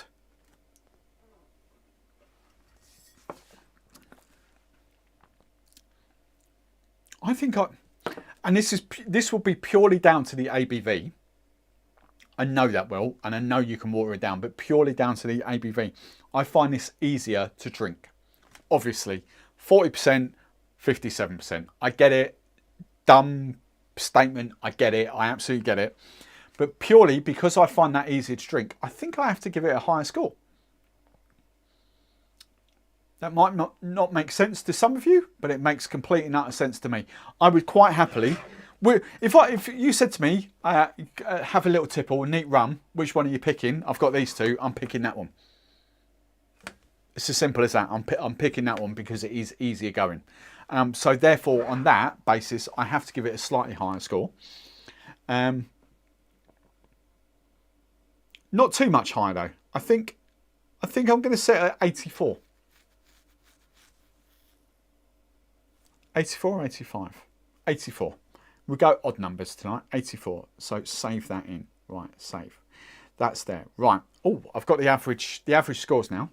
Wow, this is interesting. See, I'll go through this in a minute. Right, just go back to the spider graphs. I didn't do this for the El Salvador, but I'm not too worried about that. So the old spider graphs from everyone else that's kind of ranked these already. On the nose, the be easier just to flip and show you, wouldn't it? So the spider graphs for the people that have, so this one's nosing, so you can see the emphasis is very much on the fruity side compared to the woody. Can you see the wood? Oh, I'm the wrong side in there. You can see the wood down the bottom corner and the fruit up there. The emphasis is definitely on fruit over wood on the old nostrils. And then on the tasting, again, so I've gone quite fruit heavy, but again, there's more emphasis on fruit than there is wood and rounded, but spices are there. Floral, there's not much emphasis on the floral. Can you see that? What's the floral on that? Yeah, there's not much emphasis on the floral on that either. So, yeah, pretty much agreement on that. I've just gone bigger with the fruit. I went 3 and that's scored 2 by the looks of things. Yeah, 1, 2, yeah. So I went heavier on the fruit, 3, that's all. Right, so the other scores on this, 18 people have reviewed this now. Oh, see, right, okay, I'm feeling a bit better there. So the average score, right, the average score is 67 out of 100. Okay, and I thought, okay, I've gone over the top here with 84. I feel better. There's, oh, bloody hell. There's 3 absolute weapons that have scored it in the 40s. There is no way that that is a 40-ish.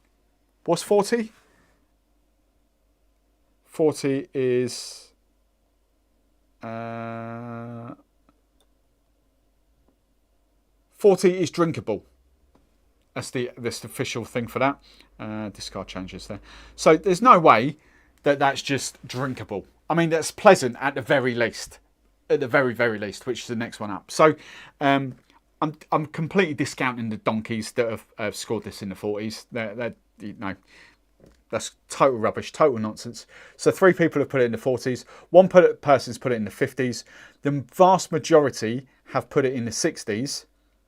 But there are a few 70s and a few 80s on here. Bearing in mind that there's 2 80s actually, and I'm one of them. But yeah, I'm quite happy with that. 70s, 80s, you know, I get it. I do get it. If you're used to more expensive rums, then that probably wouldn't score as high. But for me, at the level we're at, I'm quite happy with that. So, right, I'm going to go back to all these. I can see all these. Oh, there's not many comments coming in here because I've been chatting away. That's fine. Right, Stefan. To be honest, Rum-Bar is great. It's Ray and Nephew. Both different. Have their place. Ray and Nephew equals cachaça for me. This pick is what you highlight in a drink. Rum, funk, go to agricole. Karen, would you class that as a good Jamaican?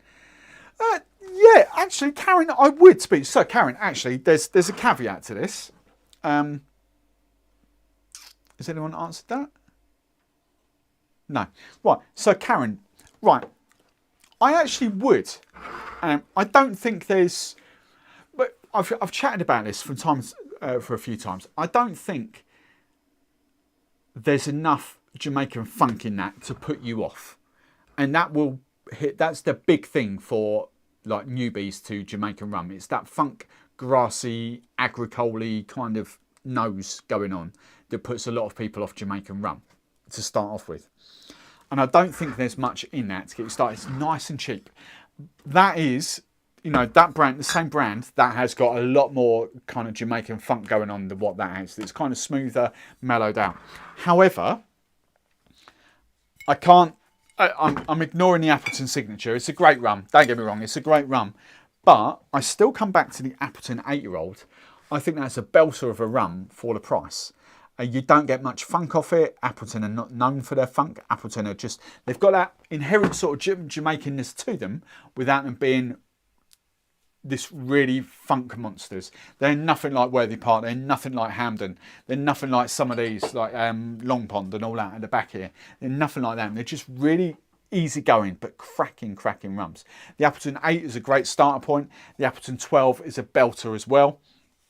You don't really get that. So yes, they are a bit more expensive. I get that. Oh, I'm making way for that Smith Cross. But that said, that's not a bad entry level. That's actually really surprised me. It's easily drinkable, neat. Really is drinkable, neat.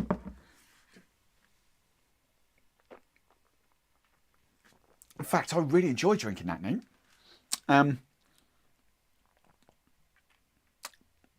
Yeah, I potentially would. I would go for that as a neat sipper. I'm thinking in my head. Look, so trade price.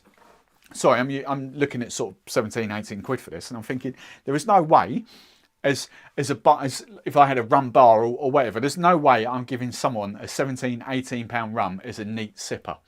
That's what my head is all about, price. And I'm thinking to myself, well, actually, that is pretty decent to sip neat. I can't get away from that. But my head automatically wants to, if you were sitting down in front of me, I would automatically put you onto the Appleton 8-year-old. Yeah. Right. So let's answer the next question then. Smith & Cross is like a blend of all three Rum-Bar. Rum-Bar OP is Ray on steroids for me. 100% agree with that. Lee, 100% agree with that. I might do Trevor's in a second. Trevor will get banana. I don't on the Rum-Bar Gold. No. Wow, that's a first. May have to dive deeper into it. Home bartender around. Wait now. I love Appleton Signature and Reserve at the moment. I tried it. Trying the Appleton 8-year-old soon, as they're in line with sipping rums. Yes. Havana Steve, hello. Is there actually a better pound for pound value rum than Appleton 8-year-old? The Appleton 8-year-old, look, while we're talking about this, before I still want to kind of compare those two, but while we're talking about this, the Appleton 8-year-old, weirdly, I kind of dismissed very early on in the journey. I had Appleton Signature and I had the Appleton 12-year-old, and I was kind of thinking, why would I bother with the 8-year-old? You know, I've got the Signature, that's going to be like a cocktail, a mixing rum. I've got the 12-year-old, that's my neat sipping rum. You know, why would I bother with the Appleton 8-year-old? I got it for a video, I tasted it, and I was like, wow, Price, £25, £26, £22, £23. I forget what that is now. That's a bit more expensive. 30s. Whatever. 26, £28 for that Appleton 8. I genuinely think that could be up there. And I'll have to do you know what? That's another good video or another good membership chat along or whatever. Best, what did Steve say? I think he nailed it then. Best pound for pound value rum than Appleton 8-year-old. Is there a better? I don't think there is a better value pound for pound on UK prices. I will have to look at the Flor de Carne prices actually because they're really cheap, really cheap. I've got a funny feeling the Flor de Carne 12-year-old might be on par with the Appleton 8-year-old price-wise, give or take, which is going to be a close one because the Flor de Carne 12 is really tasty. But I'm not sure what the price is. If someone's there, without me sort of faffing around, if someone's there could sort of look at the prices, just go Master of Malt UK, the price of Flor de Carne 12 versus Appleton 8-year-old. Those two prices, that'll be cool. Yeah, that's the only one I could pick out because I know Annie Angostura prices, I know the Ron Cube prices, I know the Plantation prices, know the Equiano, no Pussers, the Worthy Parks. Yeah, it's literally going to be between those two. It's literally going to be between Flor de Carne 12 and Appleton 8. I've got a sneaky feeling they're on roughly the same price point. But that's the only thing there. Right, so let's put the Appleton 12 back there. Right, so Smith Cross versus Rum-Bar Gold. Is there much? So let's talk at flavour profile first off. Let's talk the old flavour profile. So let's a bit of water. You're all busy Googling, or someone's Googling, hopefully. Right, Smith Cross. Knows him. You know, I've just done the video on this. It is way more, it's still tropical fruit, but way more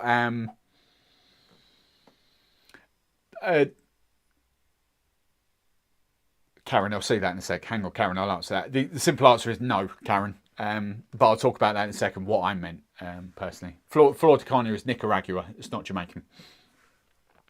Right, so, you know, the Smith Cross, you have got more funk. You have got the banana, sort of unripened banana sort of thing in there. There is more floralness to it on there, but on the nose. But then when you come to drink it,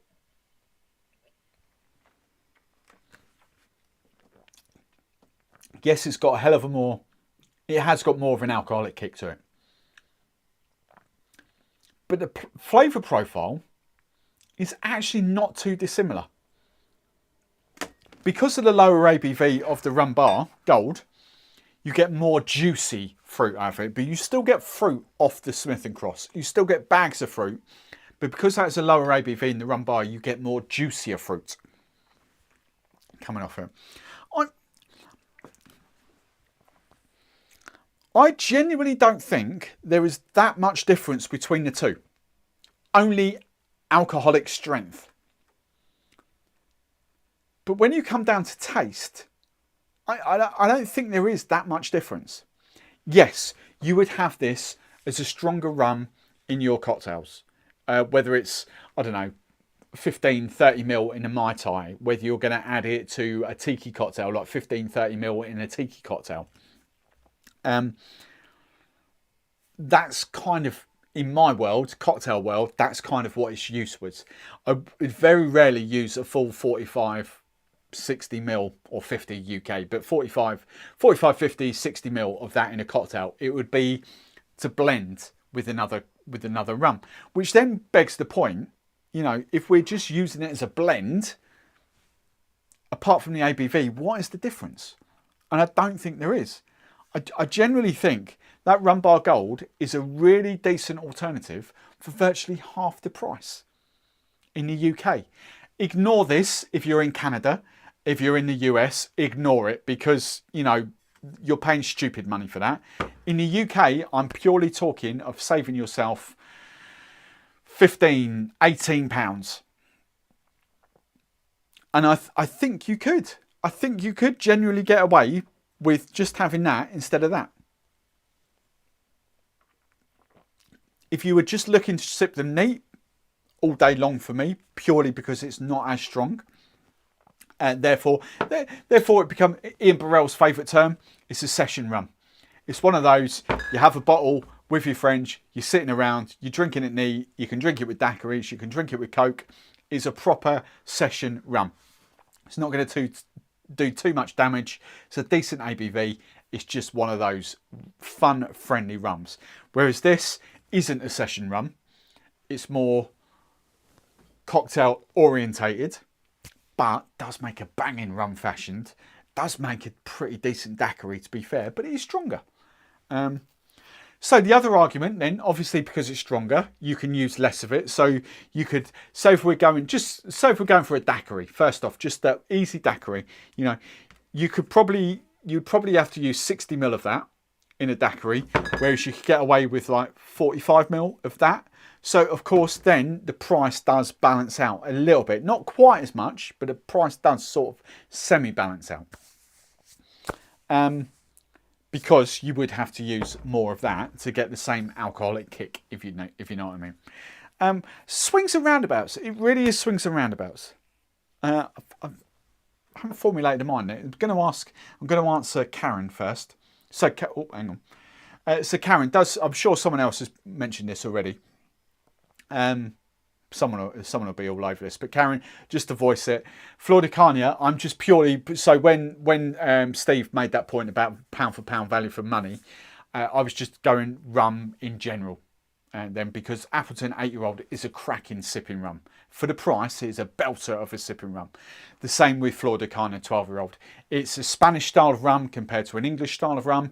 It's Nicaraguan compared to Jamaican. Very different profiles, very different tastes. I'm purely going on sipping, purely on sippability, rum fashions. I wouldn't. You could use them in daiquiris. I wouldn't use them in daiquiris. I've got better rums for daiquiris, but in that sense, Jamaican wise, if you are just starting to get into Jamaican rum, if you're happy spending nearly £30, no one's put the prices in yet. I don't think anyone's put the prices in. I would do it. As you lot are being lazy, I will get the prices for you. God, I thought I had some secretaries in the house here. I will do it. I'll take one for the team. Right, Appleton. Oopsie. Keyboard goes to sleep. Right, Appleton. Right, Appleton. Appleton 8 is... Right. Oh, blood. What? Oh, you twat. I'm logged out. Wow. Sorry. Yeah, my price of Appleton, £18. Appleton 8-year-old, £18.96 plus VAT, whatever that is. That's too cheap. Hang on, let me go incognito. That's what I was doing. Right, in private. There we go. I'm Microsoft Edge. I don't do Chrome. Chrome's a bit dull and boring. Right, Master of Art. There we go. Right, now I've got to accept all the cookies and all that. Right, Appleton. There we go. Right, Appleton 8-year-old, £27.95. Okay, £27.95 for the Appleton 8-year-old. Flor de... Shouldn't have to type any more because it should be right up there. £34.95. So what was it? 27. So £7 more. Okay. £7. That's a bit more than I was expecting, to be fair. I thought Flor de Carnia would be about £3 to £4 more expensive. But £7 is a bit more. So on that basis, Appleton 8 is an absolute banger, and I'm firmly with Steve. Firmly with Steve then. Pound for pound, that is an absolute banger in the UK. We have to ignore Canadian, US prices because they, the tax is just so cheap. But in the UK, that is a stormer. Absolute stormer. And I genuinely can't think of another rum that good for that price. So yeah, so that's that question. Hopefully, Karen, you kind of understand what I was getting at. We were just talking sipping, but Jamaican rums, Karen, are you still... Hang on, I am there as Ron. Don't know what that means. Oh, yeah, Ron. Yeah, sorry. Ron, Karen, Ron. Karen, Ron, what are you? I read this the other day. Are you Ron or are you Karen? Which one was your nickname? I couldn't work it out. One of them's your nickname. Are you Karen or you're a Ron? I don't know whether you're a Karen and your nickname's Ron or you're a Ron and your nickname's Karen. I don't know. Yeah, but just let us know if you've got any more sort of Jamaican questions. Let us know. Hopefully, I've kind of answered that, because as much as I love this is the really funny one. As much as I love plantation, hang on, go back to make sure I'm still on. Yeah, wrong screen. I didn't want that one up either. I wanted this one up. That's better. Right, there we go. Where's my mouse? Right, that's better. We're back. Right. So, as much as I love plantation, I'm not the hugest fan of that Zymaca. For me, that doesn't really do the job. It's expensive. You get plenty of funk off the old nostrils. You get that Jamaican inherent funk, but it doesn't deliver on the taste. And it doesn't come close to Appleton in neat sipping. And if you want the funk, if you want a funky rum, you literally buy that for half the price. So the Zymaca is a bit of a weird one for me. It is the one rum in this signature collection that doesn't kind of fit. Because even the Barbados 5-year-old, right? Even that gives you a completely different profile to something like the Dawleys, which is right behind my head. So the 5 to 5. You know, they're both Barbados rums, but both distilled and blended in a completely different way, and both give you very different flavour profiles. But with Jamaica, you kind of go for Jamaican rum for, you either want funk or you want nice kind of rounded sipping sort of stuff. So it's a tougher one. I don't know. There's Jamaica. I'm not shy of telling plantation that. I've told them that. You know, it's all right. Yeah, it's just a loose. I was going to say loose connection. That's not the word I'm thinking of. It's not. What's the word? Loose connection. I don't know what the word is. It's the one out of those four. Are they on screen? Oh, they might be behind. I don't know. So Zymaca, the Fiji, the Gran Añejo, and the Plantation 5-year-old is the one out of the four that I wouldn't have. I wouldn't restock it. I have it purely for videos, but I wouldn't restock it. The Gran Añejo is my absolute favourite. It's the beast out of the signature range. Guatemala and Belize, it's the daddy. Out of that signature range, it is the daddy by a million miles. Sorry, that's in that range as well. I mean, that's really good, obviously, but it's a £50 rum.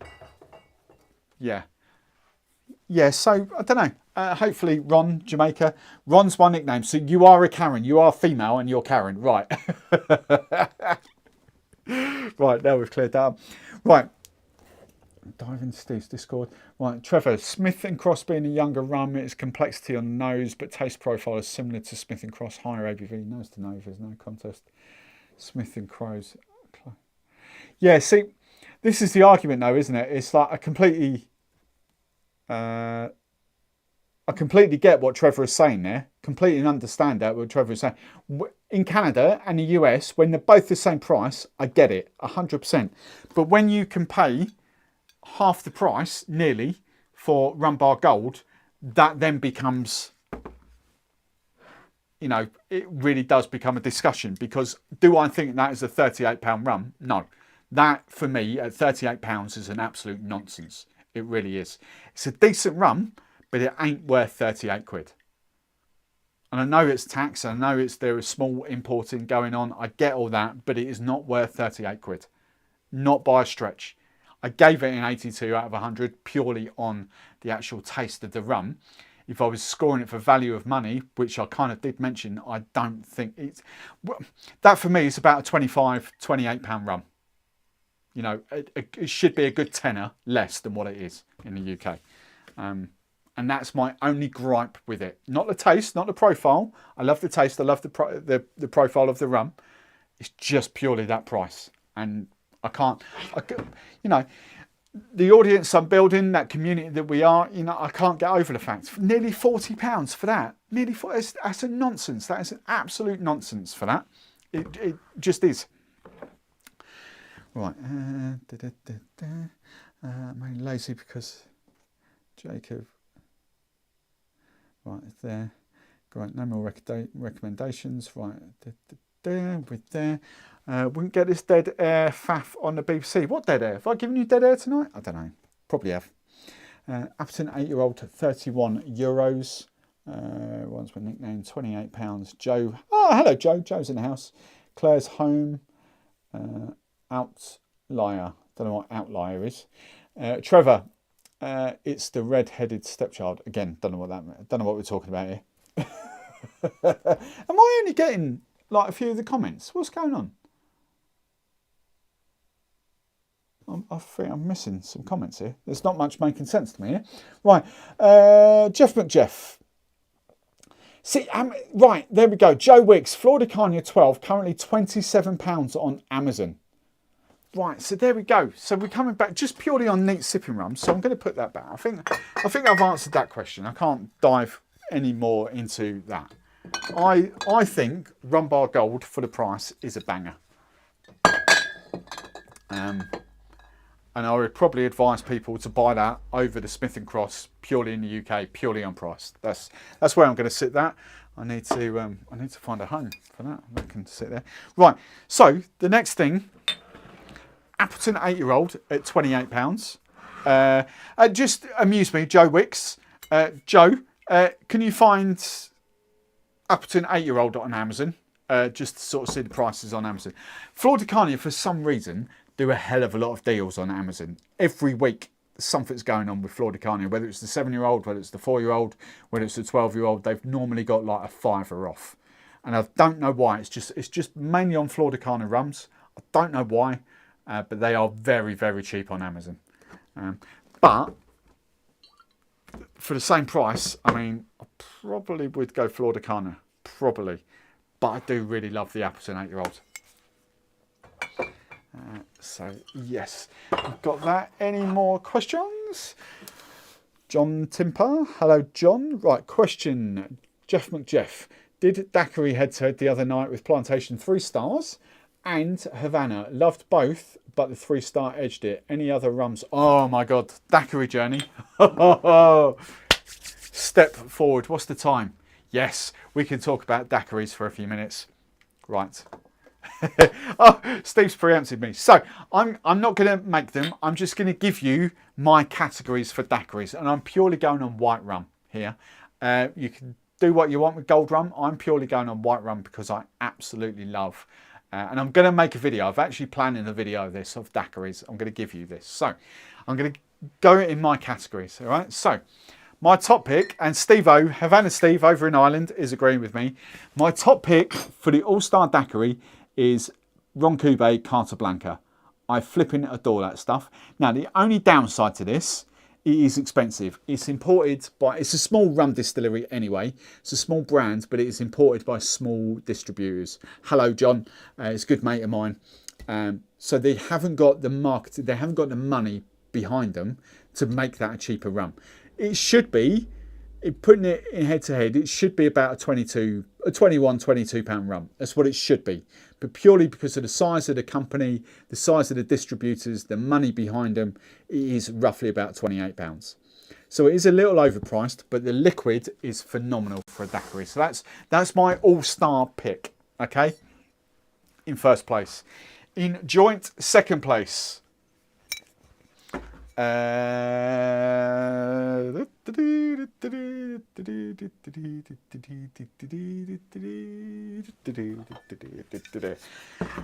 Right, joint second place. We go Florida. You can't really see those, can you? We go Plantation 3 stars and Florida Carnia 4-year-old. Very different daiquiris, but equally good. So you got sort of more creamier vanilla notes off this.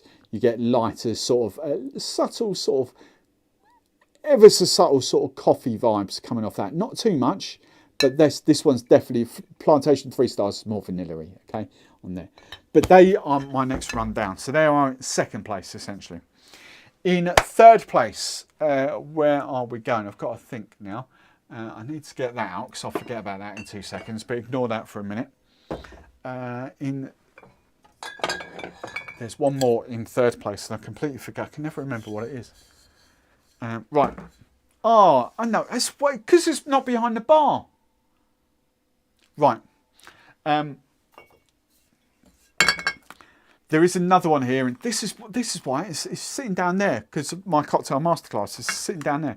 But my third rung of daiquiris is Kingston 62, Ron Santiago de Cuba, and Duppy Share White. I love it, and I might be able to get it if it's sitting on top, hopefully.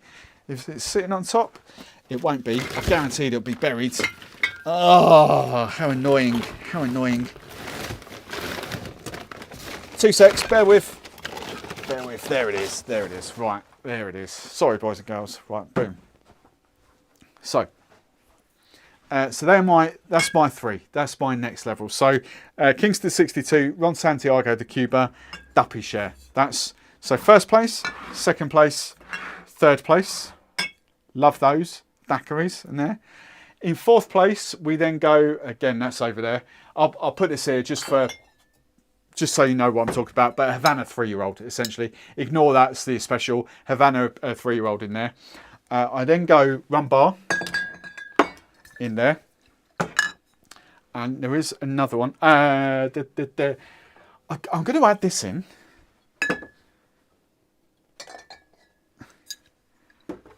And I forget that one as well. I'm going to add... Oh, I don't know where to place this yet. I haven't really played about with this as a daiquiri. So the Rose Mullion. That might come in here somewhere, actually. It might even go there, but it might come here. We'll have a taste of this properly. I've got to do the video. Is that still on screen? Yeah. So, first place, second place, third place, fourth place, Havana 3-year-old. I know that's your special, but Havana 3-year-old. Rum-Bar Silver. Love that. It's slightly stronger, but lost years. It's a Navy strength blended white rum. Really, really good. And the Two Drifters pot still, UK pot still, again, really, really good in there. And then after, ignore the overproof. I'm not putting the overproof in there. That can sit there. But the next bit behind that, Eldorado 3-year-old. I've really gone off that. That is way too coffee, way too chocolatey, way too weird for me. For something in me, it's just not loving the Eldorado 3-year-old as a daiquiri anymore, and I don't know why. So that's kind of my categories down there. But as I say, I have got a video planned. Is that on screen? That's sort of on screen there. I've got a video planned. Oh, I've got loads of room that way. There we go. Where I kind of deep dive into this. And I don't want to do it blind. I'm going to kind of be as open and as honest as I can with that. But that's where I would go with daiquiris at this precise moment. In me. I need a home for that. I can just sit there. But yeah, that's just me. There's probably banter flying around on here at the moment, which I shall dive back into now. Yeah, I haven't got Banks 5. Banks, that's one I'm going to add. There's about 3 or 4 white rums I'm going to add before I do. But that's the one I keep forgetting about. The other one in here, I knew there was 3. Montagna Platino. It's that, and I haven't got. Kate sent me a bottle, so I've had it as a daiquiri, like a mini bottle. I haven't got it anymore, but she sent me a little 50ml bottle of the Montagna Platino, so I have tasted that as a daiquiri. But that's my little sample, my little dram of Montagna. So that sits firmly there as well. The Montagna Platino is gorgeous. So when I get a bottle of that and do it properly, a bottle of the Diplomatico Planas, and a bottle of the Banks number 5 or 5-year-old or whatever it is. It's not 5-year-old, is it? It's Banks 5, I think. And do that to see where they fit. Because I love. There's just some. They all create different daiquiris. That's the point. You know, it's crazy. Right. Lost Year's Aribada. And the lovers for a daiquiri. Yeah, I'm not talking about gold rums. I'm just doing white rums, daiquiris. White rums are for daiquiris. Gold rums, yeah, whatever. That's me. Don't forget the boutique. Yes, the boutique goes in this bunch here. Sorry, there we go. And this will be interesting because I haven't done this now for about 3 months. Where are we? End of May. It's about 3 months. So this is going to be, because my palate has changed as well. So this is going to be really interesting. So I think that's going to be overkill to do a blind tasting. So I just kind of want to take my time, and it'll be a long tasting, but I'll try and condense it down into a short video. Because I don't want to do a blind tasting where I kind of literally trying to do it in minutes. I kind of want to let it settle, let it adjust. So it might be like an hour long tasting, but I'll try and condense it down into sort of like a 10-15 minute video, if you know what I mean. Right, please do a full review on Appleton's. The Appleton's coming. If it hasn't dropped already, there's an Appleton 8-year-old rum review video coming. I forget when it's coming. Options, Moody. Yeah, Moody daiquiris will come, but I'm not a huge Moody daiquiri fan. I prefer white rum daiquiris. They're stunning. I've used the ED3 in a few espresso. Yeah, see, you know, Trevor, right, see, Eldorado 3-year-old. I would 100% agree with Trevor then, because of the chocolate and coffee notes in that. Again, that is a banging espresso martini rum. There really is. I just don't like those vibes in a daiquiri. But yes, 100% agree with that. Espresso martini all day long. In fact,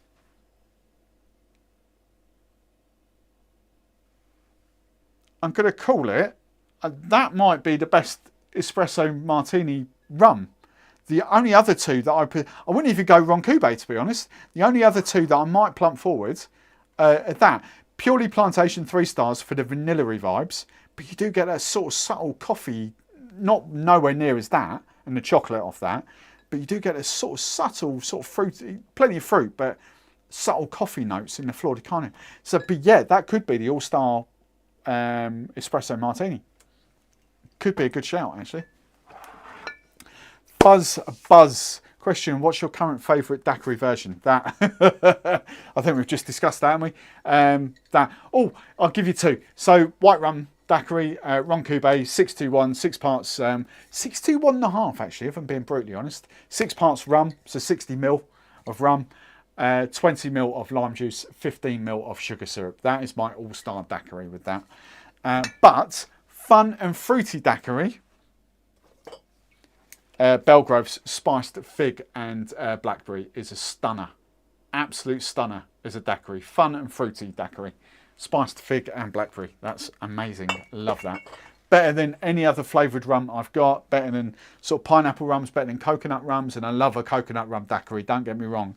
But spiced fig and blackberry as a daiquiri is stunning. Love it. Aunt...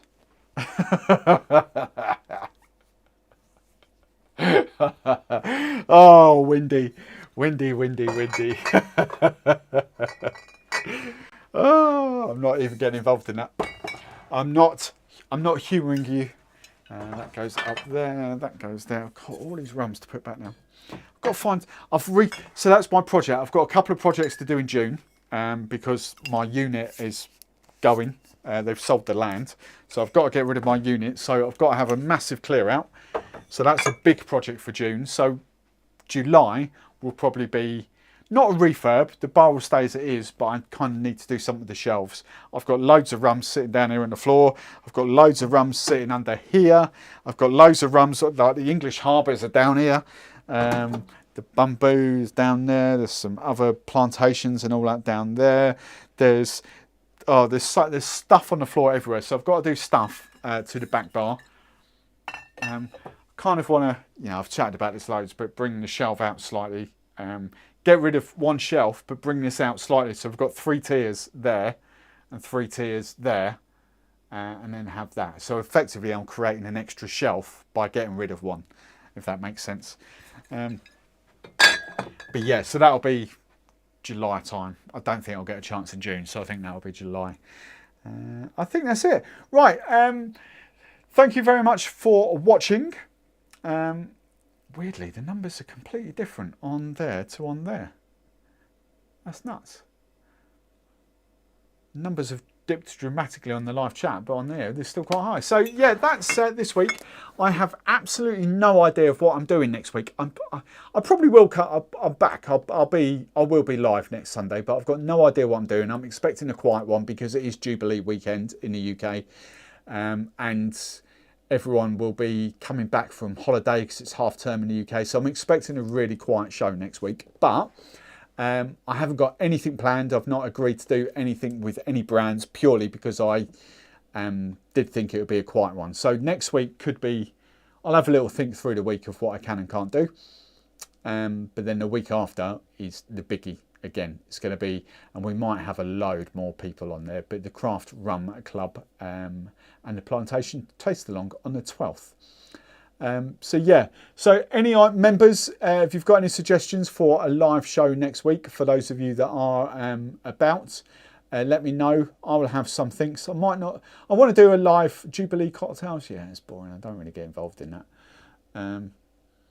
It's just gimmicky. We don't do gimmickies. We do like tastings and stuff. But yeah, if there's any of you that want to have a taste along with rums that you've already got at home, then by all means we could do that. But any members, dive into the Discord.